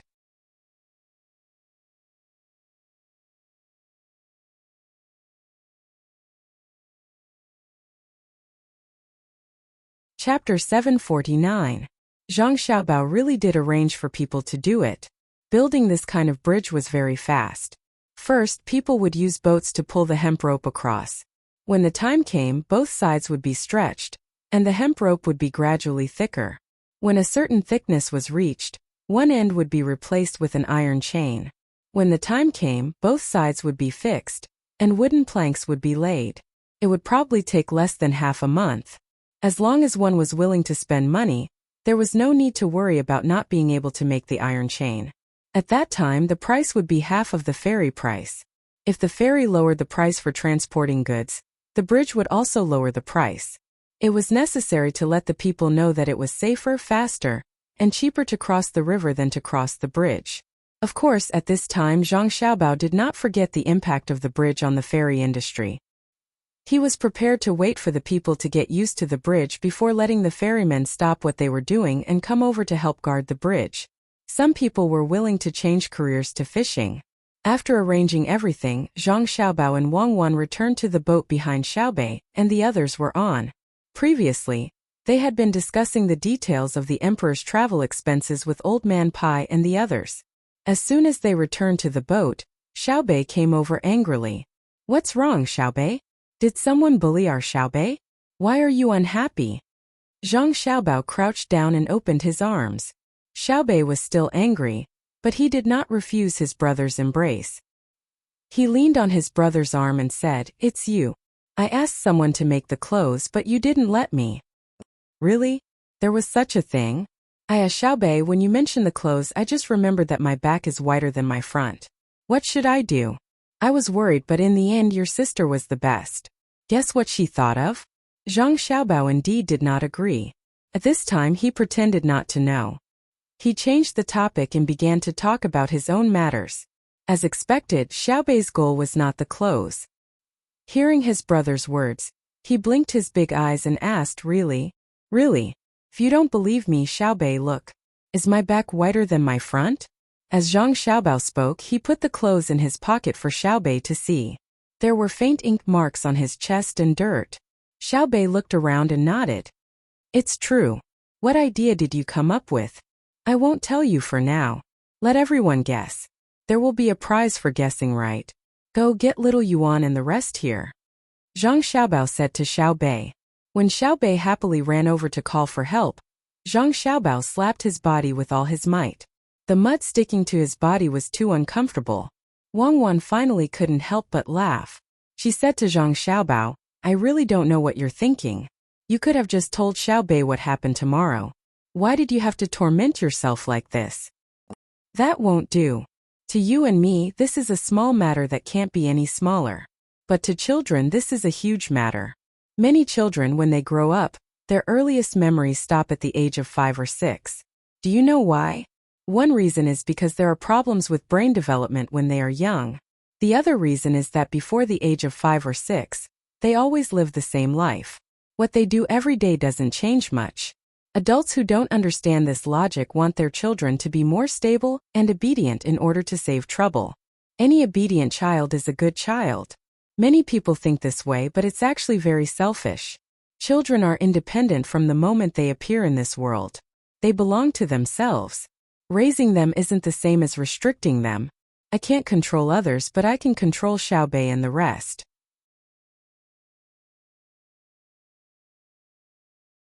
I'll let them have a lively and colorful childhood. Children are the continuation of adults' hopes, but they are definitely not the inheritance of adults' personalities. Adults who want their children to realize their unrealized ideas are unqualified adults. Zhang Xiaobao said seriously to Wang Wan. This was what he thought, and it was exactly what he did. Wang Wan and Wei Wei smiled. Then let's hold a discussion for them. How can we make a white place turn black or make a black place turn white? You're right. Children also have their own dreams. We just need to provide them with the environment to create their dreams as much as possible. They're not another Zhang Xiaobao and Wang Wan. The innocent Xiaobei didn't know how much effort his brother and sister had put in for them. He was happy to find Xiao Yuan, Xiao Zhu and Xiao Hai. He didn't forget to pull Danan, Xiao Nan and the other 3 people. The group of little guys ran over to Zhang Xiaobao and Wang Wan. The discussion of black becoming white and white becoming black began just like that. 2 days later, when the color of Xiaobei's right arm was about the same as the color of his left arm, the group finally entered the capital. Old Man Pai and the other 2 people went to the Joy House to rest, while Zhang Xiaobao led the group of little guys into the imperial palace. The guards sent them to the door and stopped. The group of little guys put on cute and beautiful clothes and followed closely behind Zhang Xiaobao and Wang Wan. They walked all the way to Xingqing Palace curiously. Li Longji, who had been waiting for a long time, asked people to prepare a lot of snacks and juice. He changed into casual clothes and glanced at the entrance of the palace from time to time. Xiaobei and the others. The boy wore a black tuxedo with a white flowery shirt and a bow tie. The girl wore a princess dress with a beautiful bow tie in front of her chest. There was no need for people to announce their arrival. They directly entered the palace. As soon as they saw each other, they began to greet according to the etiquette taught by Zhang Xiaobao and Wang Wan. Naturally, there was no cupping of one's fist or kneeling. The boy put one hand on his chest and bowed. The girl just squatted and bowed. They said together, "We greet Imperial Uncle." Li Longji had never seen such a fun thing before. Looking at the serious looks on the faces of these little fellows, he couldn't hold it in any longer. He stood up and walked forward while saying, "Rise, rise. Come, let Uncle take a good look." Zhang Xiaobao and Wang Wan hadn't bowed yet. When they saw Li Longji coming over, they treated it as if they had already bowed. Wang Wan stood beside her younger brother and sister to accompany them. Zhang Xiaobao ran to Gao Lisher's side and took out a bag of small abalones that he had made. He said, "Adoptive father, we came in a hurry and didn't prepare any other gifts. Eat some abalones." Gao Lisher didn't care about what Zhang Xiaobao wanted to give him. He didn't lack money. As long as he saw his adopted son, he would be happy. He took the small abalones and asked Zhang Xiaobao, "My son, Xiaobei and the others' clothes? I made them for fun. Don't they look good on you?" Zhang Xiaobao replied, "They look good just like the dolls you sell." Xi and Air and the others didn't come? Gao Lisher looked at Xiaobei and the others and also liked them. Children were always so fun. Especially children who pretended to be adults. It was even more interesting. Xi and Air and the others originally followed the emperor to the capital, but they didn't want to enter the palace and went to work in their shop. They have a doll shop here. When the emperor goes to Jinyang, they will follow him.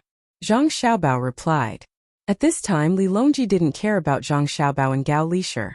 He hugged and kissed them one by one. He found that they were even more fun than his own children. When his children saw him, they were usually very scared. Some even felt that he was a stranger. This group of little guys was different. Each and every one of them was obedient and not afraid of strangers.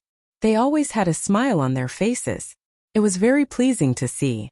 After kissing each of them once, Li Longji stood up and took Xiao Bei's hand. He asked Xiao Bei, I heard that you dared to wear official robes without my permission. Do you know your crime? If Li Longji asked other children, they might not know what to say. However, he chose Xiao Bei. Xiao Bei was the most sociable. After hearing Li Longji's words, Xiao Bei wasn't afraid at all. Instead, he showed a nervous expression. He blinked his big eyes and said, Can I only wear it with Uncle Emperor's permission? Of course, Li Longji replied with a straight face. Xiao Bei and Uncle Emperor should discuss it and allow Xiao Bei and the others to wear it. Xiao Bei was injured last month and it hurts a lot. Uncle Emperor, what do you think? As Xiao Bei spoke, he felt so wrong that he was about to cry. His eyes were red. Li Longji just wanted to joke. When he saw that Xiao Bei was about to cry, he immediately nodded and agreed. Okay, Xiao Bei, if you want to wear it, then wear it. I have agreed. I will let you wear it. Thank you for your kindness, Your Majesty. This time there was no need for anyone to tell them. The children, who always listened to stories from their older brothers and sisters, used the words that often appeared in other dynasties and bowed to Li Longji. Li Longji was stunned at first. After pondering for a while, he felt that these 4 words were quite good. They sounded very comfortable and should be thanking him for his kindness. He hurriedly said, You may dispense with the formalities. Xiao Bei, tell Uncle Emperor, how did you get injured? Does it still hurt? It doesn't hurt anymore. It doesn't hurt anymore after Big Brother blows on it. It's more or less healed. It's just that I can't bruise it anymore and can't use too much force. I have to continue recuperating for another month. Uncle Emperor, are we still going to prepare the goldfish pouch and official robes ourselves? Xiao Bei obediently shook his head and waved his arms to show that he was almost healed. He then asked one last question. Li Longji was stunned. What goldfish pouch? Becoming an official. Uncle Emperor personally agreed to confer us an official. We have already thanked you. Xiao Bei said with a look that said, Are you going to go back on your word? Confer an official? Confer what official? Li Longji was even more confused. Disbanded officials. Lower 3rd rank and 4th rank disbanded officials, just like Big Brother and Big Sister. Last time, Xiao Bei was wearing a 3rd rank official robe because Big Sister was wearing it. Big Brother was wearing a 4th rank official robe, so Big Brother Xiao Yuan and the others were also wearing 4th rank official robes. Uncle Emperor, you just said that you will allow us to wear this robe, so naturally we have to have an official. Uncle Emperor, you can rest assured. Xiao Bei doesn't care if you want an official robe and goldfish pouch. Xiao Bei can prepare them myself. Really, Big Brother Xiao Yuan and the others are the same. Isn't that right, Xiao Yuan? Xiao Bei tried his best to fight for his own benefits. He finally caught Li Longji saying the wrong thing. A monarch's words were not to be taken lightly. The opportunity was right in front of him. Xiao Yuan and the others weren't stupid and immediately thanked him again. However, Li Longji was dumbfounded. He was just teasing his children. How could he give away a bunch of 3rd rank and 4th rank officials? If he really gave them away, that would be terrible.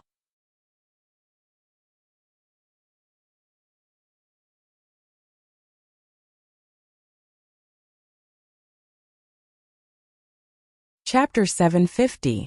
Just when Li Longji didn't know what to say, Xiao Bao said, Xiao Bei, why are you so insensible?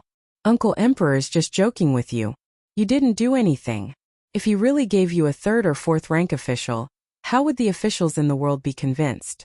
I'm not like a 6th or 7th rank official. It's fine no matter how many ranks you get. Is it so easy to get a 3rd or 4th rank official? Your sister and I used our lives to get those positions. Why aren't you apologizing? Xiao Bei looked at his brother in confusion. Suddenly, he saw his brother winking at him. He remembered what his brother said and immediately said, Uncle Emperor, Xiao Bei didn't put his life on the line. I don't want a 6th or 7th rank official position. I'll ask for one after I try. From today onwards, I won't wear an official uniform anymore, even if it looks good. Li Longji really couldn't give Xiao Bei and the others such a high rank official. Just as he was thinking of a way to change the topic, Zhang Xiaobao's words settled the matter. It didn't seem to be a good idea whether he was given a rank or not. When he wanted to turn around and give Gao Lishir a look, Xiao Yuan in the crowd also cooperated and said to Gao Lishir, "Brother Xiao Hai, actually I think it's okay to have a 7th rank official. At most, when no one is looking, you can still wear purple clothes. When you meet an official, you can change into a 7th rank uniform." When the little guys heard Xiao Yuan's words, they all looked at Li Longji with yearning. Xiao Bei also said as if he was talking to himself, "Can a 7th rank official be given? Your Majesty, on the way here, I discussed with County Deputy Wang. We're going to use some money to build a few bridges between the Yellow River and the Caoziu Canal. We hope your Majesty will agree." At this time Zhang Xiaobao spoke again. When Li Longji heard Zhang Xiaobao's words and looked at County Deputy Wang standing there with a smile, he finally knew what to do. "I didn't expect Minister Zhang to have such a plan. I agree. I hope Minister Zhang and Minister Wang can build the bridges firmly. Xiao Bei, if a 3rd or 4th rank official is really not enough, I have a 7th rank official. How about I give you the title of Zhigua Commandant? He is a 7th grade Wusan official." Li Longji originally didn't want to give Xiao Bei and the others any official positions, but when Zhang Xiaobao said that he wanted to build a few more bridges, it played a key role. After weighing the money needed to build the bridges and then considering the salary of a 7th rank official, he had no choice but to agree to it. "Thank you, Uncle Emperor." Xiao Bei knows that Uncle Emperor doesn't have much money. Xiao Bei doesn't care about what Uncle Emperor wants. "I'll go back and do it myself. Uncle Emperor, we're both 7th ranked. How can Xiao Bei care about others?" This time, Xiao Bei didn't follow her brother's instructions. She said whatever came to her mind. Of course, not to mention a rank 7 official, even a rank 1 official, as long as he makes a mistake, Xiao Bei, you just have to take care of him. Uncle will help you, so there's no need to be afraid. Li Longji said in his heart, if you encounter an official who bullies you, you don't need to be an official. Your brother and sister will take care of them. Who dares to bully you? I almost lost a rank 3 or rank 4 official as soon as I met him. Xiao Bei nodded happily. Suddenly, she put on a straight face and said, I impeached the county magistrate of Yongla County. I don't know what his name is, but he asked the refugees to come over and help with farming. He said that he would give the refugees farmland, but after the spring plowing, he began to drive them away. When I passed by Yongla County on the boat, I gave some of the refugees food. I impeach him.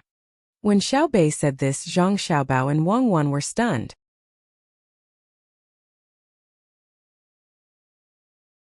The two of them really didn't know about this matter. During those few days, the two of them had been discussing the details of the emperor's travels with Old Man Pai and the others. They only heard the servants report that Xiao Bei gave people food when they were resting at the docks. This was very normal. There were many poor people and Xiao Bei liked to give people things. He didn't give a lot, but it was very useful. They didn't expect that when the boat stopped at Yongla County when they were about to enter the canal, there would be such a thing.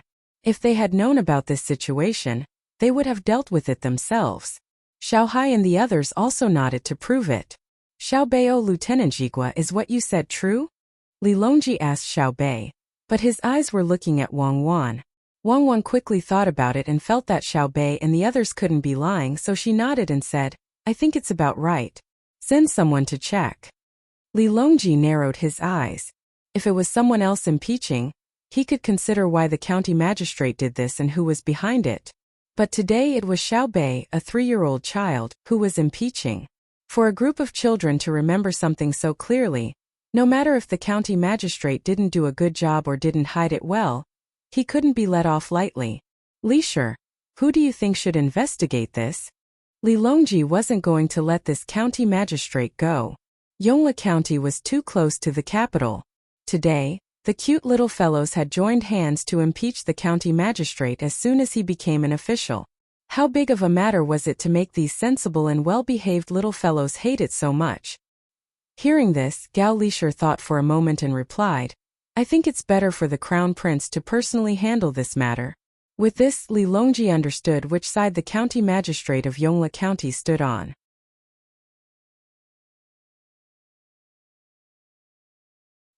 He looked at Gao Lishir with praise and said, Lishir, You go arrange this matter. I understand, Gao Lisha replied. Zhang Xiaobao also felt sad for the county magistrate of Yongla County. The county magistrate of Yongla County probably didn't know what happened until he died, let alone that he fell at the hands of a group of 3-year-old children. Xiao Bei and the others were happy. Xiao Bei waved her little fist and said to Li Longji, Uncle Emperor is really a good emperor. That county magistrate is really bad. Oh, when I gave the refugees food to eat, it was such a big steamed bun that one person could eat 3 of them. Uncle Emperor, how hungry do you think they are? Lisha, tell the crown prince to handle this matter strictly. Li Longji's face darkened. What kind of lie could a 3-year-old child say? Seeing Xiao Bei gesturing at the big steamed bun, he added another order to Gao Lisha. Gao Lisha nodded and immediately went to find the crown prince. He didn't forget to look at Xiao Bei and the other little fellows. He thought to himself that the people from the Zhang family and Wang family were all killers of officials. They already knew how to impeach at such a young age.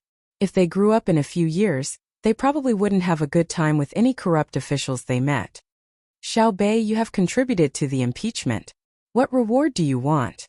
Li Longji pulled Xiao Bei in front of him and kissed her. Xiao Bei blinked her eyes. For a moment, she didn't know what to say. She wanted more benefits, but she felt that it was impossible.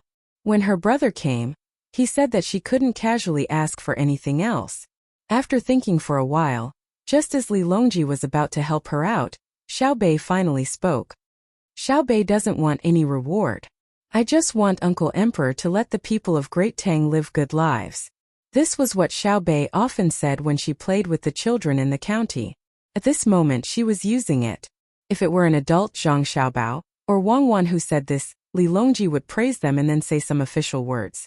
After all, it was too difficult to let the people of Great Tang live good lives. It involved more than just money. But when these words came out of Xiao Bei's mouth, Li Longji was moved. Children were always the most innocent. Whatever the adults said, the children would listen.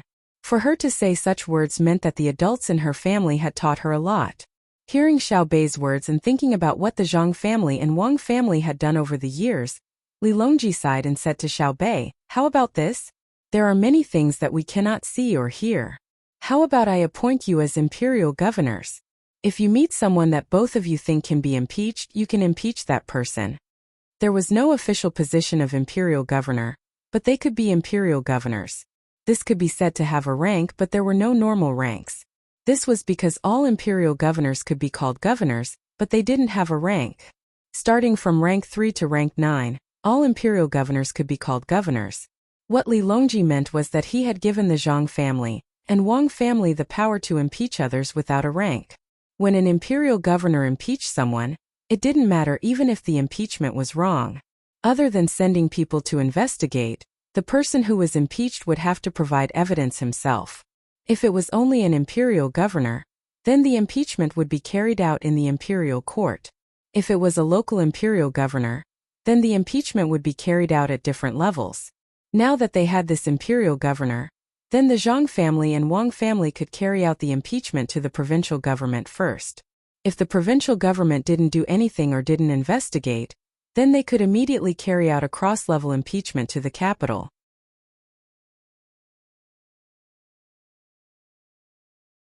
They could also impeach the local imperial governor. If they used this well, they could directly find out the person behind the local imperial governor, and it would be a legitimate one. Xiao Bei didn't understand what this meant. He only knew that in the future he could take care of things that he didn't like. If the other party's official position was high, then he could get Xiao Yuan and the others to work together. Even if it was the title of imperial governor, they could impeach the high-ranking official. Uncle Emperor, Xiao Bei will definitely take good care of others. As long as I see someone bullying the common people, I will deal with him. If he dares to fight back, I will let big brother and big sister beat him up. Xiao Bei took the initiative to kiss Li Longji, making a promise to Li Longji. That's right. If anyone dares to bully Xiao Bei, we will let Xiao Bei's big brother and big sister beat him up. Ha ha ha. Li Longji picked Xiao Bei up and spun him around, then laughed loudly and put him down. Li Longji was really too happy today. It wasn't because of the official, but because of Xiao Bei's words that would let the common people of Tang live a good life. Since the Zhang family and Wang family could teach Xiao Bei like this, it was reassuring.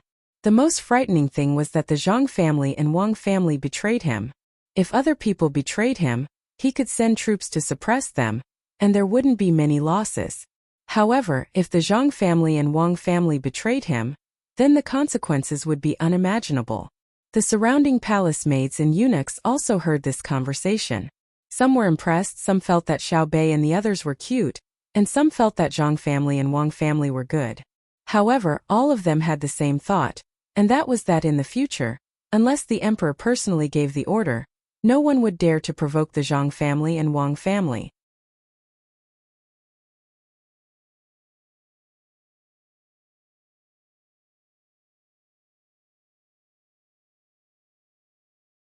Chapter 751. Li Longji happily ate a meal with Zhang Xiaobao and his younger siblings. The meal was not bad. The little ones were not like the others who were reserved and did not dare to eat. They ate enthusiastically, causing Li Longji to eat a lot as well. At night, Zhang Xiaobao and the others naturally had to go back. Xiao Bei and the others all received a set of 7th-ranked robes and an additional goldfish bag. This was given to them because Xiao Bei said that it looked good. Li Longji was finally generous for once. It was not easy. During the meal, Zhang Xiaobao kept talking about where to build the bridge. Compared to the price of the bridge, this temporary set of official robes was much cheaper. The guards guarding the door had not been changed yet. When they saw that the group of people who went in was a group of officials when they came back, they were all dumbfounded. The 7th-ranked official robes were worn by a group of children. If they were not in the palace, they would definitely think that someone was wearing them blindly. How many people might not be able to reach the 7th-ranked in their entire lives? There were many 8th-ranked and 9th-ranked officials. Some of them even passed the imperial examinations and were still 8th-ranked officials in their old age. Were the Zhang Xiaobao and Wang family so powerful that they could become officials just by coming in and coming out? Of course, these guards did not know that as soon as Xiao Bei became an official, he had already impeached the Yongla County magistrate. He had already sent people over and was waiting for the county magistrate to provide evidence himself. This time there was really an official, not the kind who wore clothes to pretend. Xiao Bei was so happy that he did not want to take the carriage and insisted on walking to the savant's restaurant. The official robes were really beautiful on him. Zhang Xiaobao thought about it and did not object. It was a good opportunity to let the people in the capital know how powerful the Zhang Xiaobao and Wang family were. Now both families were officials, even Danan and the others. After walking for more than 2 hours, when they were about to reach the savant's restaurant, Xiao Bei and the others were still so excited that they did not feel tired at all. They ran up and down the street, causing the officials who occasionally passed by to give way. Even the 4th-ranked and 5th-ranked officials did not dare to compete with Xiao Bei and the others. That had nothing to do with the rank of the official. Even though Xiao Bei and the others were 7th-rank officials, their goldfish bags and age had already explained the problem. A 3-year-old 7th-rank official versus a 40-year-old 5th-rank official, who was more powerful? When they arrived at Savant's restaurant, Old Man Pai and the other two were stunned when they saw Xiao Bei's official robes. "Grandpa Bai, have you eaten? Today, Big Brother said that he was going to cook a table full of dishes for us," Xiao Bei said as he skipped in front of Old Man Pai and opened his arms to let him hug him. Old Man Pai picked Xiao Bei up and carefully looked at his clothes and goldfish bag. He asked, "Xiao Bei, when did you change your clothes?" "I changed them after I saw Uncle Emperor. I am now a 7th-rank official, the kind that is scattered. Together with them, we are the Imperial Censor Governor. When we came back, Big Brother said that we can impeach from the bottom up. If the people below us make a mistake, as long as the people above us don't immediately take care of it, we can impeach the people above us all the way to the capital. Isn't that awesome?" Xiao Huai hugged Old Man Pai's neck and said with a smile. Old Man Pai was stunned for a moment. He looked at the clothes of the other little guys and nodded numbly. Awesome, really awesome.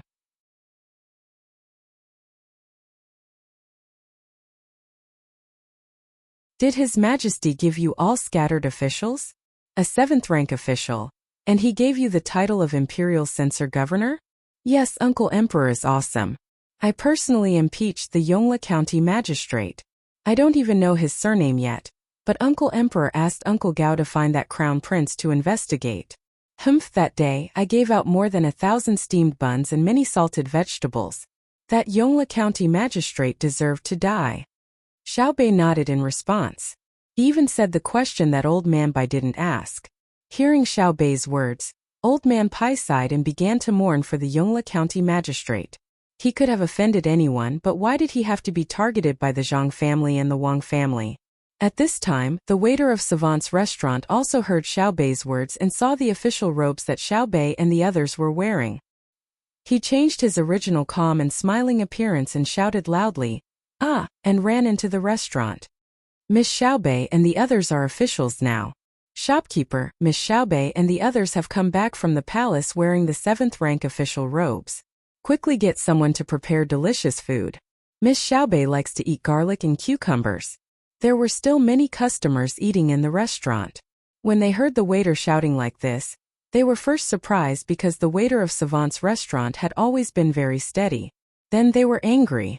Did a 7th rank official have to be like this? In a place like the capital, was a 7th rank official considered an official? However, when Xiao Bei and the others came in wearing official robes, the customers who were dissatisfied with the waiter who shouted and shouted just now all shut their mouths. The people eating could tell at a glance that they were 3 or 4 years old children. Then they thought about what the waiter said just now. They came from the palace. Motherfucker.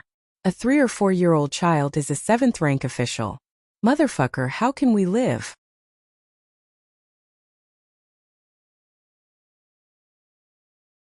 Motherfucker, I'm not jealous, it's really motherfucker. Immediately, a person eating noodles on the first floor softly shouted. The other customers were also stunned. A 7th rank official was not rare in the capital, but a 3 or 4-year-old child becoming a 7th rank official was no longer a problem in the capital. They knew that there was a high-ranking official, but they couldn't immediately become one at such a young age. Even if they were high-ranking officials, they couldn't be high-ranking officials at the same time. How many high-ranking officials could be high-ranking officials? Moreover, there were also the goldfish bags that the children were playing with in their hands. Since they came from the palace, it naturally couldn't be fake. After receiving the news, the shopkeeper of Savant's restaurant also hurried over. When he saw the 7th rank official robes and goldfish bags on Xiao Bei and the others, he suddenly cried. With a plop, he knelt in front of Xiao Bei and sobbed, "The heavens have eyes. My Zhang family and Wang family don't have to worry anymore. Xiao Bei, what do you want to eat?" "Uncle Zhang, don't be like this. Quickly get up. I'll eat whatever Uncle Zhang makes." The happy Xiao Bei was shocked. He stretched out his arm and tried to help the kneeling shopkeeper up. The shopkeeper, who didn't want to get up, suddenly remembered that Xiao Bei's arm had just been injured some time ago. He was afraid that it would be damaged again, so he immediately stood up and wiped his tears. He asked Xiao Bei, your official is?" The people around them who were eating also craned their necks to listen. "Uncle Emperor gave it to me. Originally I wanted a 3rd rank or 4th rank official, but Big Brother said that the official position was too high. First, I asked for a lower rank and now I have a 7th rank official. A disbanded official who doesn't keep his word. If it was Big Brother and Big Sister who impeached him, there wouldn't even be a need to investigate." When Xiao Bei was supporting the shopkeeper, she was hugged by the shopkeeper who stood up. She pouted and explained to the shopkeeper regretfully. The shopkeeper used his other hand to pinch himself hard. After he woke up, he nodded and said to Xiao Bei, "That's right. Xiao Bei, you can't be arrogant. It's really unreasonable for someone to investigate a mere county magistrate. Who is going to investigate? Do we need Savant's restaurant to help us inform them?" The shopkeeper thought that the little young master and Xiao Bei were using Xiao Bei to impeach him, so when he asked Xiao Bei, he was asking Zhang Xiaobao if he should help. Savant's restaurant was not small now. When Zhang Xiaobao saw the shopkeeper looking over, he shook his head and said, "There's no need. Cuckoo and I don't know about this matter. His Majesty has already asked the Crown Prince to investigate. Xiao Bei's dish will be braised beef marrow today. Go and arrange it." "Yes." The shopkeeper put Xiao Bei down and turned to greet them. However, there was a storm in his heart. From the little young master's words just now, he knew that Xiao Bei's impeachment had directly bypassed the little young master and Xiao Bei. In the end, the emperor was angry and asked the crown prince to control his own people. Not all the people eating there did not understand anything. Some people even recognized Zhang Xiaobao. When they saw him and heard what he said, they immediately understood what was going on. He had brought his younger siblings to the imperial palace, and when they came back, they were all officials. The people eating on the first floor finally learned something. It was the first time they had heard of a 3 to 4-year-old 7th-ranked official. Of course, they did not know that Xiao Bei was actually not 3 years old. It was just that he was usually trained well and had enough nutrition, so he was a little older.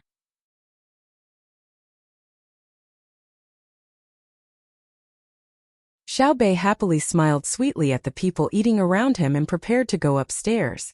Savant's restaurant was originally 3 floors, but now it was 4. The space on the 4th floor was a little smaller, only half the size of the 3 floors below. After all, it had not been rebuilt yet. It was all wood, so the space on the 4th floor could not be too big.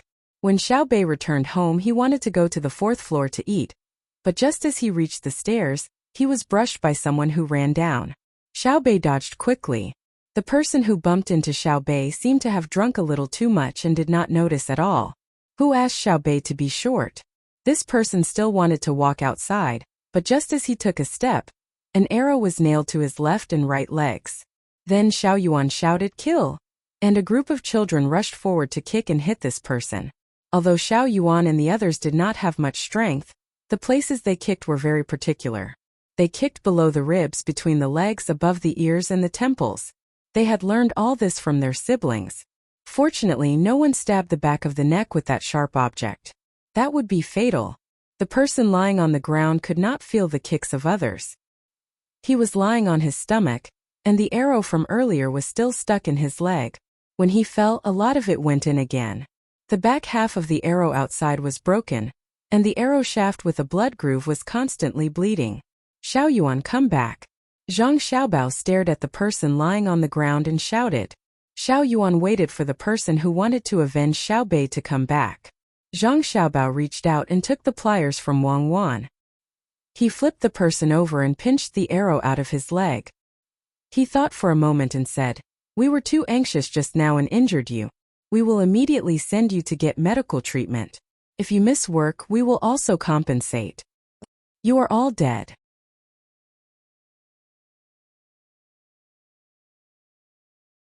"Do you know who I am? Do you know who I am? You are all finished. It doesn't matter how much money you spend. First, it was a child who dared to block my way. Next, it was you who used force. You can just wait for death." The person lying there gritted his teeth and said. Zhang Xiaobao, who had just apologized and was preparing to compensate and take responsibility, was suddenly stunned when he heard this person's words. He asked, "So you said that you saw someone deliberately bump into you in front of you? May I ask who you are?" "Prince. Marquis. I did it on purpose. There is no need for a prince or marquis. I alone am enough to deal with you. I am Yu Wenrong's advisor. Right now the master is eating upstairs. You are all dead." The person lying on the ground continued to speak arrogantly. Zhang Xiaobao closed his eyes and said helplessly, "Why are there so many problems? Advisor, right? Yu Wenrong. Isn't he busy settling the refugees? How could he let you come and cause trouble? Could it be that he doesn't care about what happened in Xankai County at all?" As Zhang Xiaobao spoke, he pulled out the 2 arrow sleeves. Following the person's scream, he reached out and took the medicine from Wang Wan. He poured it on the person's wound and said, "This matter is not entirely my fault. You bumped into my little sister, so I acted. I was indeed a little anxious. However, you clearly saw someone bumping into you. How about we call it even? Are you dreaming? You hurt me, so I will let you know my power." The person lying on the ground endured the pain and continued to shout, "Then I can only offend one more person. Yu Wenrong, right? Good. Men, invite him down." Also, this person tried to murder an official of the imperial court, but was accidentally seen through by the official. He wanted to frame Yu Wenrong, drag him to the backyard and interrogate him. Zhang Xiaobao didn't expect things to turn out like this. However, since he bumped into his little sister and still spoke like this, then he couldn't be blamed for being ruthless. While Zhang Xiaobao was making his decision, Huayuan County was very lively. Many chefs had gathered here, and all of them wanted to show off their skills. As long as they could gain a reputation, then their value would increase in the future. Of course, the restaurants that wanted to invite them to work would have to fork out more money. Although only the chefs from around Gyeonggi province had come, there were still a lot of people. In order to let the chefs in their county win more glory, many counties insisted that several chefs be tied for first place in the regional competition. In this way, the first place could go, and there would be a lot of people in a short time. Empress Wang had been living more comfortably these days. The recuperation place on Yawang Mountain was even better than the Four Seasons workshop below. Today was the day of the competition. In order to help the Zhang family and the Wang family, Empress Wang also came out to take a look. When the time came, she would deliberately find a chef from the Zhang family and the Wang family to say that the dishes were good. Wu Huifei, who was about to go back, also came out today. She wasn't thinking about how to help the Zhang family and the Wang family. Instead, she was thinking about how to find fault with the Zhang family and the Wang family. It might be difficult to find fault with the craftsmen, but it was easy to find fault with the chef's dishes. If you added just enough salt, I could say that it was bland or salty. If you added too much salt, I could say that it was bitter. If you added too little salt, I could say that it was bland and tasteless. For others, more salt would be refreshing, and less salt would be refreshing. Anyway, she could pick whatever she wanted. How could she, an imperial concubine, not be able to do this? It was nothing more than a competition with Empress Wang.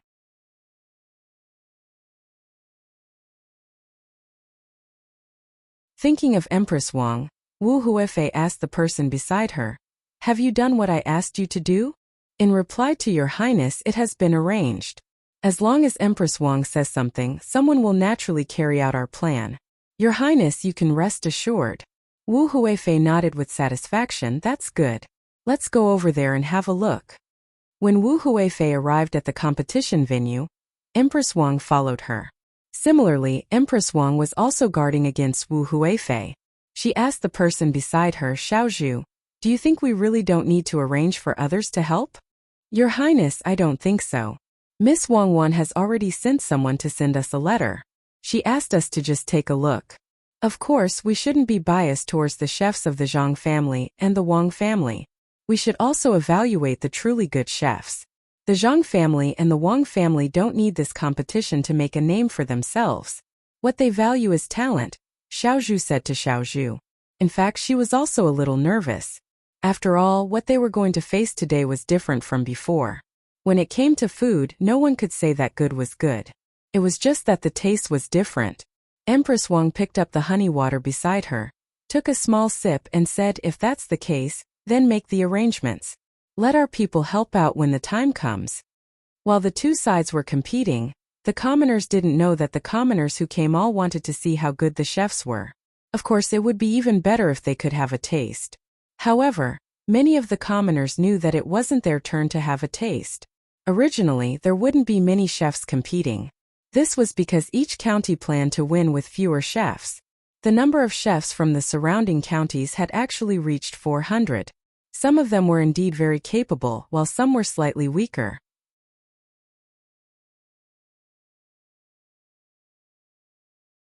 This was because during the selection by the county, they would compete on the front content such as seafood, meat, vegetables, noodles, and so on. Each category required points. Therefore, when the chefs with specialties competed, even if their points were slightly lower, they would still be recognized by the county. Seeing that all the chefs were present, the person in charge of hosting held a loudspeaker made of iron sheets in his hand and shouted to the people around him, "Everyone, please be quiet. Don't make any more noise. Listen to me, please be quiet." After shouting continuously, the commoners who were excitedly talking about what they wanted to say finally shut up. Even so, there were still people whispering to others. The host couldn't make everyone stop talking.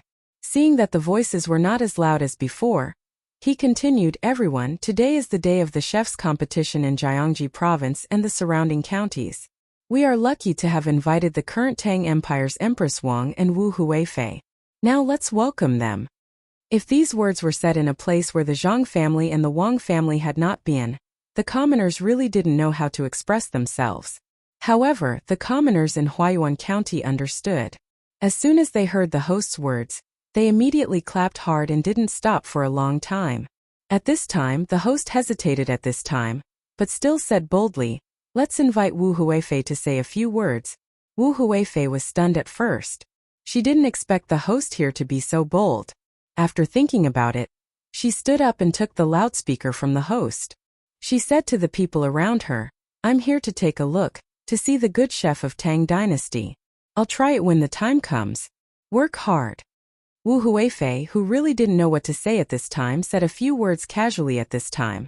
In fact, she also knew that the others didn't care what she said, as long as she said something. Sure enough, after she said such useless words, there was a burst of applause. Perhaps even the people who clapped didn't know why they were clapping. After Wu Huifei finished speaking, the host wanted to immediately start the competition, but suddenly remembered that there was a more powerful person. If he directly announced the competition, it was estimated that his head would be moved in less than a quarter of an hour, so he said, "Wu Huifei has just said a few words to us. Now let's invite Empress Wang to say a few words." Empress Wang had been ready for a long time. She even had Wang Wan's speech in her hand. She had memorized it. She was afraid that she would forget the words in her hand, so she could read it when the time came. After standing up, she took the speaker and said to the surrounding people, "First of all, I would like to congratulate the emergence of this chef's competition. You know, from the beginning of Tang Empire until now, there has been no special chef's competition. This is a pioneering thing in the chef's industry, a magnificent feat that can let the majority of people taste the essence of delicacies." At the same time, it was not easy for Empress Wang to memorize Wang Wan's speech of 15,000 words. Although it was just a chef's competition, it included politics, military affairs, literature, art, and national relations. The people who were watching the fun were dumbfounded. If it were people like Zhang Xiaobao and Wang Wan, they would definitely fall asleep. But the people here had never heard so much nonsense. At this time, when they heard Empress Wang's comments on various aspects and the prospects of the chef's industry, they admired Empress Wang from the outside.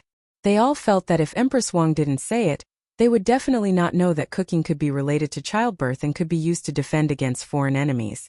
The simple people listened patiently and even felt that it was better than a direct competition.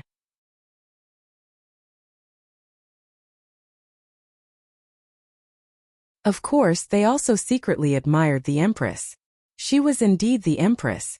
She knew so many things much better than Wu Huifei. Not only were the people stunned, but Wu Huifei was also the same. She had never thought that Empress Wang, who she had always thought was very bad, could say such a thing today. It sounded very reasonable, and it was so long. What was going on? A few days ago, she just found that Empress Wang was different from before.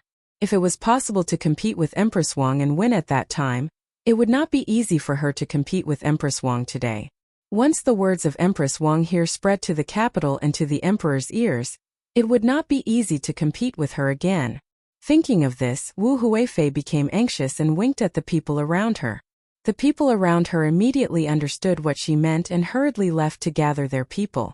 While listening to Empress Wang, they suddenly shouted, "We just want to watch the competition. What's the use of talking so much? It's better to watch the competition right now." Empress Wang was stunned for a moment, then she said with a smile, "Since there are people who don't want to listen, then I won't say any more. The people in this world are the most important. I announce that the competition officially begins." As soon as these words were said, there were cheers from below. The people didn't know much, but they knew who was good and who was bad. Look at Empress Wang. As long as someone below shouted, she would immediately stop talking. This was what an empress should be like. The host also began to talk about the rules of the competition. First, the venue would provide materials that were commonly seen, as well as firewood. Second, if anyone wanted to use their unique materials to make something, they had to tell everyone what it was first. Otherwise, they couldn't use it. In terms of whether it was poisonous or not, it was even stricter so as to avoid poisoning people.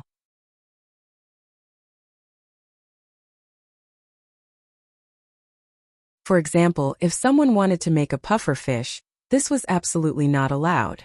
No matter how good one was at making a puffer fish, they were not allowed to use it in the competition. This was considered a self-selected dish, and there were also a few dishes that had to be prepared. This time, not only did the competition have to determine who had the most points and who was first, they also had to determine who was first in a certain aspect. Only then could they proceed to the next competition. In other words, it didn't matter if a chef lost in total points. As long as they won in a certain aspect, it was fine. At first, Empress Wang really didn't understand why such an arrangement was made. She asked Xiaozhu, and Xiaozhu went over to ask again. When Xiaozhu returned, she said, "Empress, they said that if a person wants to be the overall champion, then in theory, as long as he is second in every competition, he has a great chance. However, in many competitions, he isn't first. So if a restaurant finds those who are first in various aspects, then naturally, they will cook better things than the person who is first in total points. But who can afford to hire so many first places? Oh, I know. The Zhang family and the Wang family want to find a chef for themselves."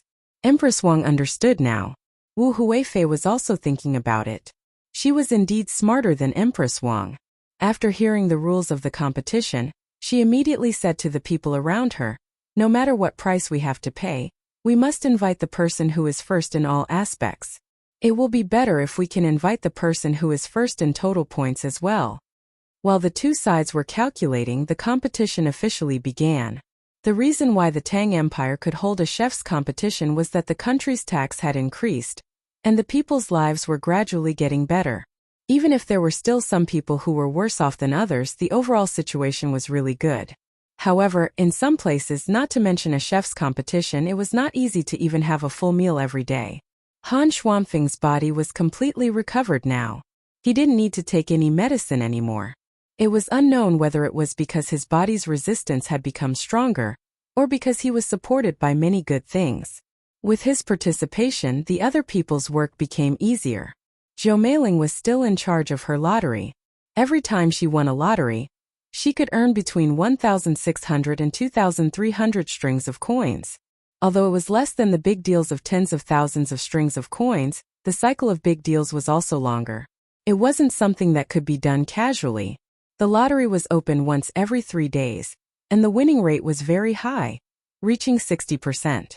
Once, Zhou Meiling only earned a little more than 100 strings of coins, and a lot of money was won by others. It was also because of that more and more people were willing to come and buy lottery tickets. The winners were happy, while the losers were naturally not convinced.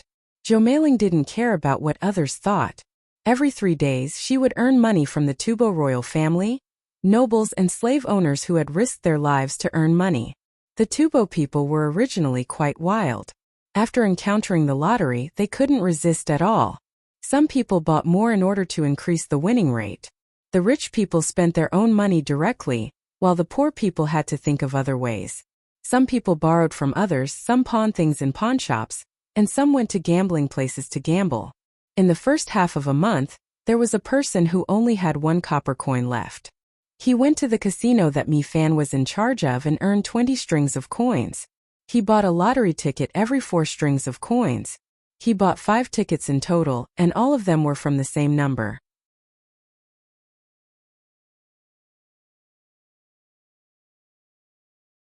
In the end, he really won and earned more than 3,000 strings of coins.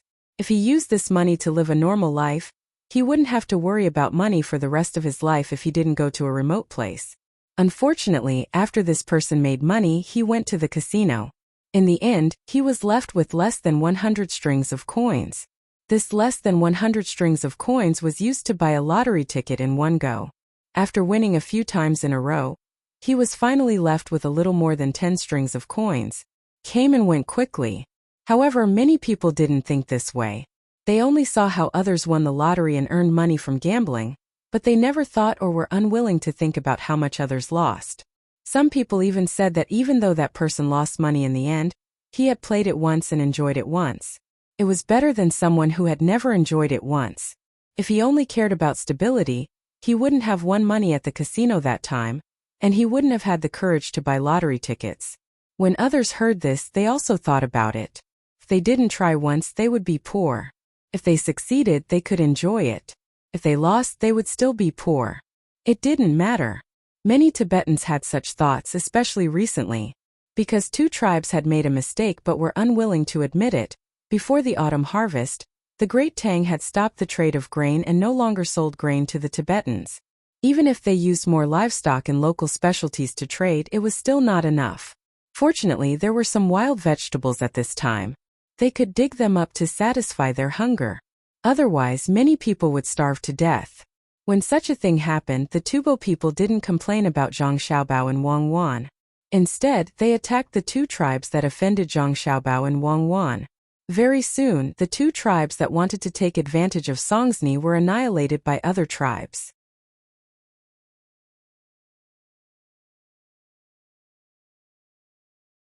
The people of the two tribes were also captured and sent to Pengzhou. However, Pengzhou didn't accept the two people. The reason was that the two people didn't have the guts to do such a thing. There must be someone else behind the scenes. They wanted the Tubo people to tell them who was behind it. In truth, no one had ordered them to do so, but the people of Pengzhou refused to believe it. They refused to trade for food, and they refused to trade for anything else. Even if the merchants of the Great Tang wanted to trade with them, they would be stopped, and their smuggling routes would also be blocked. Without food, people could suddenly eat wild vegetables and even tree barks. However, without salt they were sad. The price of salt kept rising and there was no sign of it going down. If people didn't eat salt, they naturally wouldn't have strength. Even if they were slave owners, they often had to get some salt for their slaves to eat. When they saw that their slaves didn't have any strength, in addition to using their whips, the slave owners hoped that they could get more salt. At this time, Han Xianfeng, who had recovered from his illness, appeared. He had salt. After selling all the poultry, he began to use salt to buy other things in Tubo. In fact, it wasn't a secret. This time it was a normal purchase. He bought the saffron here, which was not called that here. There was a lot of this thing now. When the people of Tubo heard that they could use this thing to exchange for salt, they went to look for it. After they finished looking for it, they went to look for it further away. Because of the preciousness of salt, the price of saffron was very low. Even so, the commoners and slave masters were willing to search for it. As people wandered further and further, of course, it became more and more chaotic. Some people found it, some didn't, some picked a lot, and some only found a little. When this happened, it was inevitable that violence would occur. In order to obtain more resources, some people didn't even pick it themselves. Instead, they formed teams and robbed others.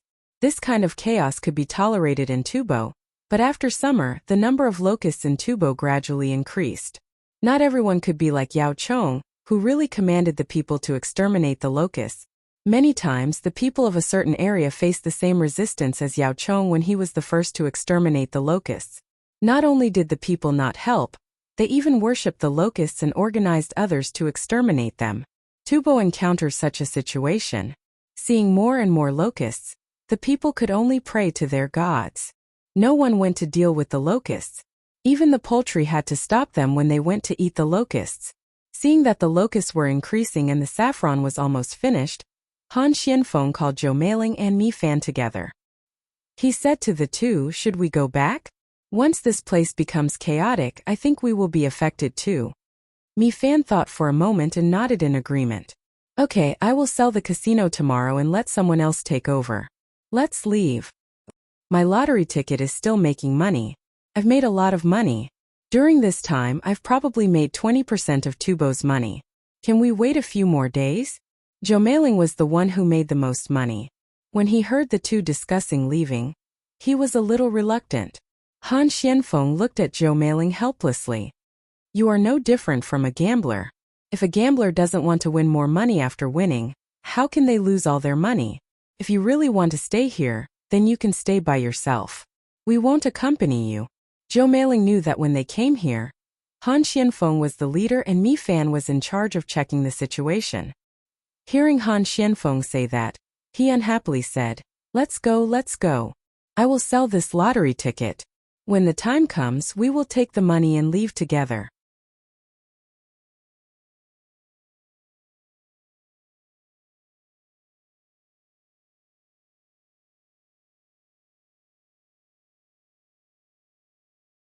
Chapter 752. While Han Xianfeng and the other two were transporting the money back and preparing to leave, the plague of locusts in Tubo had already begun to take shape. Of course, Zhang Xiaobao had left something for Tubo to save their lives, which was the livestock. If they were commanded well, they might be able to recover some losses. However, whether or not they would use them was not up to Zhang Xiaobao to decide. This was the end of Wang Chang's revenge. What was left was to take advantage of the fact that Tubo did not have enough food after the autumn harvest to trade with them. That was another matter. After all, this place should have belonged to Great Tang. Because of its geographical relationship with other countries, Zhang Xiaobao did not want to drag things out too much. Wang Wan had told him that Great Tang, or rather Great Qin, had once fought with Arabia and lost miserably. Even though there were many reasons, a loss was a loss. Wang Wan was prepared to bring this war forward and personally lead the army there to see if Arabia could continue to win. Any small step on the battlefield was a large step in history. Thus, Zhang Xiaobao began to plan for Tubo, wanting to make this place belong to Great Tang as soon as possible. He did not intend to use local people to govern this place, as that would cause problems. The better method was to migrate, moving many people from Tubo to Great Tang. This was the first step, starting from agriculture. When the time came, he would use the second step, and the second step would be to slowly break down Tubo. Zhang Xiaobao also said that it was easy to bring people from Tubo to Great Tang, but the difficult part was the system. Even though Great Tang was working hard, it was still a feudal society. The people who were unwilling to change were not the slaves or the slave masters, but the nobles. This matter was more troublesome, and he would have to focus on this in the future. Han Xianfeng and the other two did not know about Zhang Xiaobao's plan. They left, bringing with them many slaves. Some were bought from nobles at large sums of money, some were exchanged with lottery tickets, and some were won from gambling. In total, there were more than 7,000 slaves. The army marched toward the Great Tang. In order to prevent others from sending soldiers to attack them, Han Xianfeng raised the flag of the seedlings after 2 days of marching. Furthermore, he had already arranged for someone to report to the Great Tang so that they could send reinforcements. This move was indeed effective. Originally, there were 4 Tubo nobles who wanted to target this group. However, when they saw the flag, 3 of them immediately backed out. They were cowardly and didn't dare to touch Han Xuanfeng's troops. However, there was one noble who didn't believe that the flag was real. He thought that someone had made a fake flag to trick him. So, when he saw that the other 3 had left, he didn't withdraw his troops. Instead, he increased the number of troops. Now, there were 6 cavalrymen and 400 infantrymen. Han Xianfeng wasn't an ordinary person. He immediately knew that someone was plotting against him. It wasn't easy for 1,000 people to deal with 7,000 people. He understood that the other party knew that the slaves on his side had just been gathered and weren't very united yet. Therefore, when Mi Fan kept saying that she hadn't been feeling well recently, Han Xianfeng, who was the leader, showed his ability. His family was a family of officials.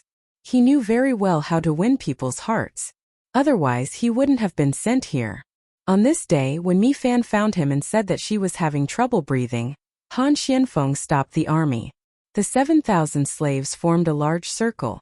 Han Xianfeng stood in the middle of the circle and shouted at the slaves, "Do you know who I am?" The slaves didn't know who Han Xianfeng was.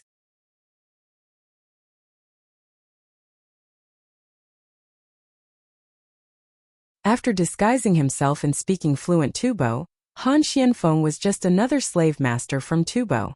The only difference was that this slave master was nicer to them. He was also very smart and knew how to make a fake flag of the logistics camp in Idyll to trick them. Perhaps he could guess what the slaves were thinking. Han Xianfeng continued to shout, "Do you think I'm from Tubo?" Some of the slaves nodded, some were confused, and some stared at Han Xianfeng, waiting for him to continue. "Wrong, I'm not from Tubo. Don't think that I can speak Tubo. Do you see that flag? That's the flag of the logistics camp in Idyll, but that flag isn't mine." Han Xianfeng continued to shout. The Tubo slaves looked like they knew it. Some even muttered softly. Most of them thought to themselves, "If I knew, you were just lying to others. Can you say it all at once? Look at the people around you. They're about to lose their confidence." Mi Fan covered her chest with her hand and said to Han Xianfeng unhappily, "I'll say it all now." Han Xianfeng observed Mi Fan's expression and knew that there was going to be big trouble. Mi Fan was like this.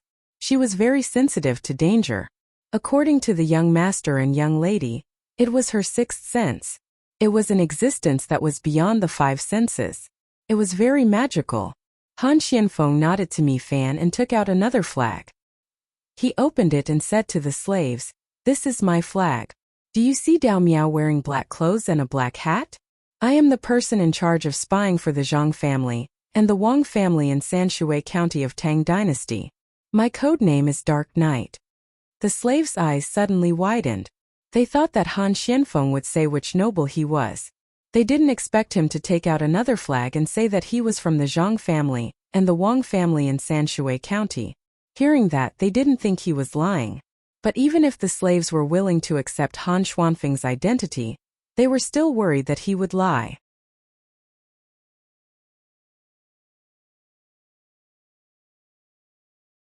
They looked at Mi Fan and Zhou Meiling. Zhou Meiling spoke first. "Don't look at me. I joined later. I'm not from the Zhang family and the Wang family. Look at him. Mi Fan is from Sanshui County Zhang family and the Wang family in Sky Team. He's in charge of special situations." While Zhou Meiling was speaking, Mi Fan took out her own flag and put on her own unique symbol. She was the captain of Sky Team. She had people who raised eagles and dogs. "What are you doing here?" One of the bolder slaves asked the three of them. "Why are we here?" "Of course we're here to take revenge on Zhang Xiaobao's order. You Tubo sent people to make trouble there. How can our young master let Tubo go just because they attacked him once? This time we're here to take revenge. But our young master doesn't want to hurt too many Tubo people. That's why he wants us to buy as many slaves as possible. When you get to the Tang Empire, you won't be slaves anymore. You'll be farmers.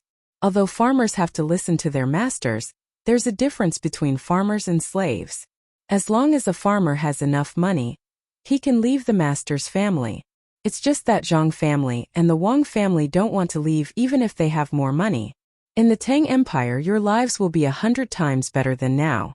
You won't have to worry about food or clothes. You won't have to rest for less than 6 hours a day.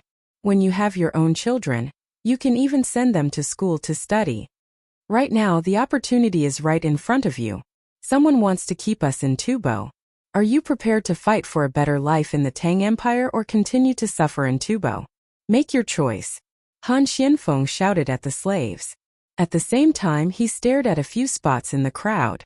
After he finished shouting, the slaves still didn't know how to choose. They didn't trust Han Xianfeng. If they chose to fight back, they might die. At this moment, someone in the crowd shouted, "Master, now that you mention it, I remember that I've heard your name before. You're really from the Zhang family and the Wang family of Sanshui County. You're Zhang Xiaobao and Wang Wan. I don't know what kind of economic war Zhang Xiaobao won, but I remember Demon Fiend Cuckoo. I'm willing to follow you back to the Tang Empire. I've heard that the people of the Tang Empire are living well, especially the Zhang family and the Wang family. I've decided that from now on, if anyone wants me to return to Tubo, I'll fight with my life on the line." As soon as this person finished shouting, another person started to shout. More and more people started to shout from the other side. The other slaves were also moved by the shouts. Each and every one of them felt that they had a goal in their hearts. Seeing this situation, Han Xianfeng and the others let out a sigh of relief. They had been the ones to call out the slaves, afraid that the slaves wouldn't cooperate. Seeing so many people follow suit, Han Xianfeng knew that even if the other side had 1,000 armed people, they wouldn't be able to beat 7,000 people. "You really know how to lie. Look at them. They think you're telling the truth," Zhou Meiling said to Han Xianfeng. Han Xianfeng paused, looked at Zhou Mei and coldly replied, "I'm telling the truth. I'm not lying to anyone. The young master really wants to do this. He doesn't want everyone to be slaves. Slaves don't need to be paid and they don't need to pay rent. However, slaves don't need to work as hard as farmers." "Really? He's that kind? Slaves, you just need to feed them." Zhou Meiling hadn't met Zhang Xiaobao before. Her impression of Zhang Xiaobao and Wang family came from other sources. She was especially upset that she didn't get admitted to the hospital during the exam. "Of course it's true. Why would I lie to you? Let's see if they can fight against the people chasing after us," Han Xianfeng said. He looked at the slaves and continued shouting. Don't worry.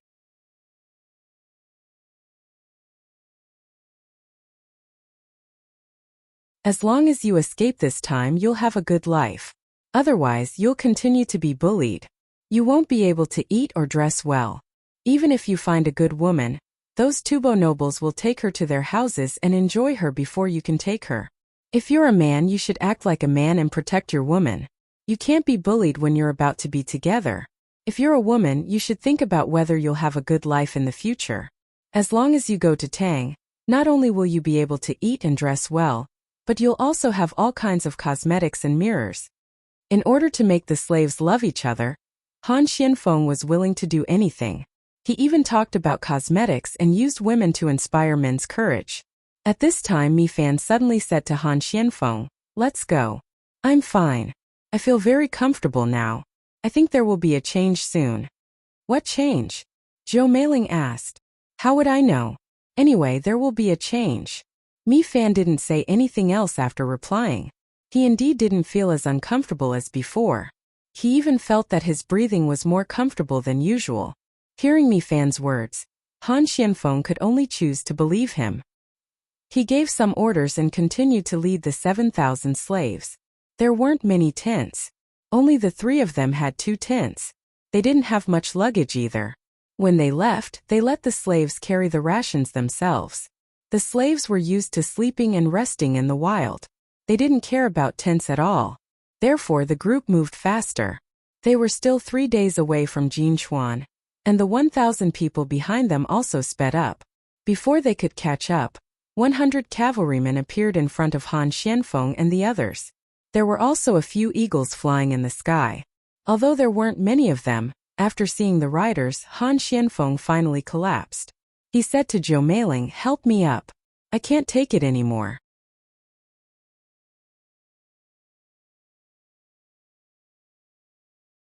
"If you want to die, die far away.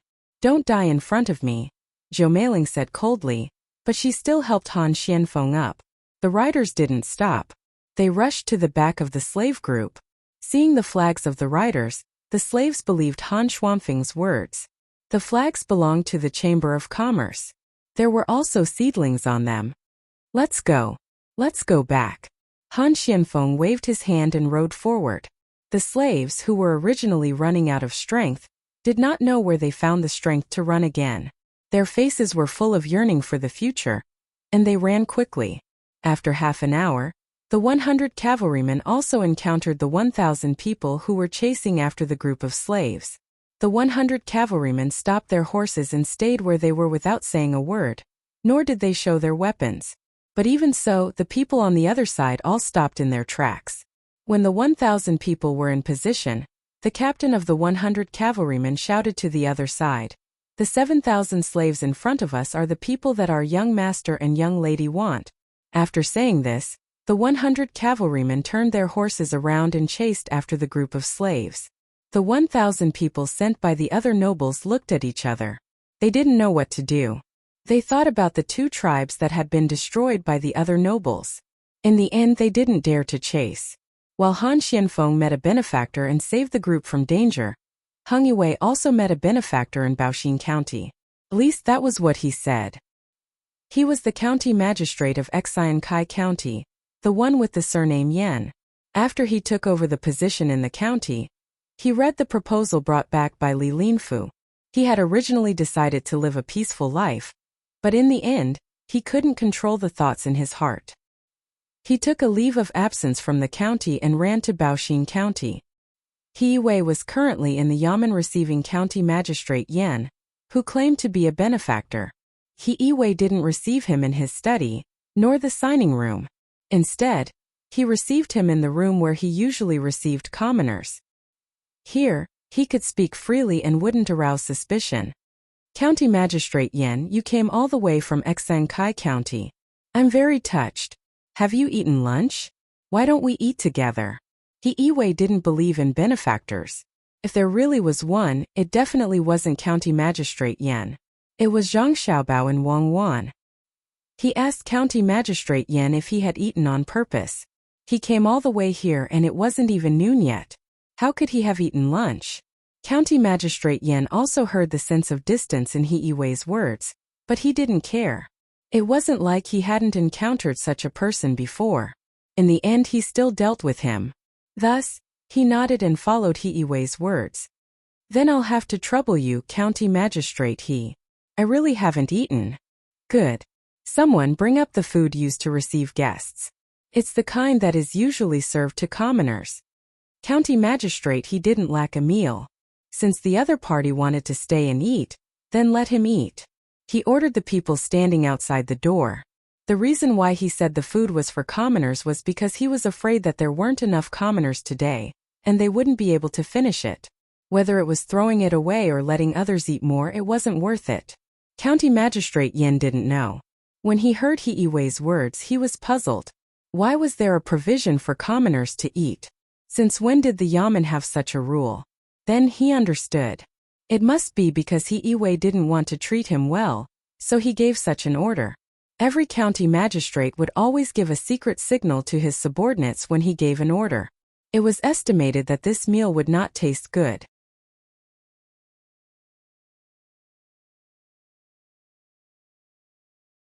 Thinking about this in his heart, County Magistrate Yen, who had been treated coldly before, didn't care.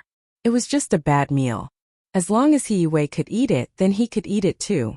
If it was divided into plates, then he could take what was on He Wei's plate. What could He Wei do? He changed the plate for He Wei too. May I know why County Lieutenant Yen is here this time? He Wei didn't ask about the important person. Instead, he asked about something else. County Magistrate Yen pretended to smile mysteriously and said to He Wei, "Don't you know you're in big trouble?" "What do you mean?" He Wei suddenly became nervous and asked, "Do you know what this place is?" County Magistrate Yen didn't answer, but asked another question. "Is the feng shui bad?" He Wei said in that direction. County Magistrate Yen was still smiling. No, it has nothing to do with feng shui. It's a matter of money. Your Buxin County is not normal now. Think about it, how much money can you make now? How much was it before? You're the county magistrate of such a good place. Are the others convinced? You're not convinced. He Wei asked. Of course I'm convinced. What am I? But if someone's ability is great, will they also be convinced? If it's just a little money, it's fine. The main thing is that many officials here are studying here. You're taking advantage of this. Do you think others won't make trouble for you? Plus, you told the people how much money the county has. If you do this, won't the other counties learn from you? If they learn, then they won't be able to keep their greedy share. If they don't learn, then what's the point of being an official? Do you understand? County Magistrate Yen analyzed to He Wei like an expert. He Wei's face finally changed and became very ugly. County Magistrate Yen thought his words had moved He Wei.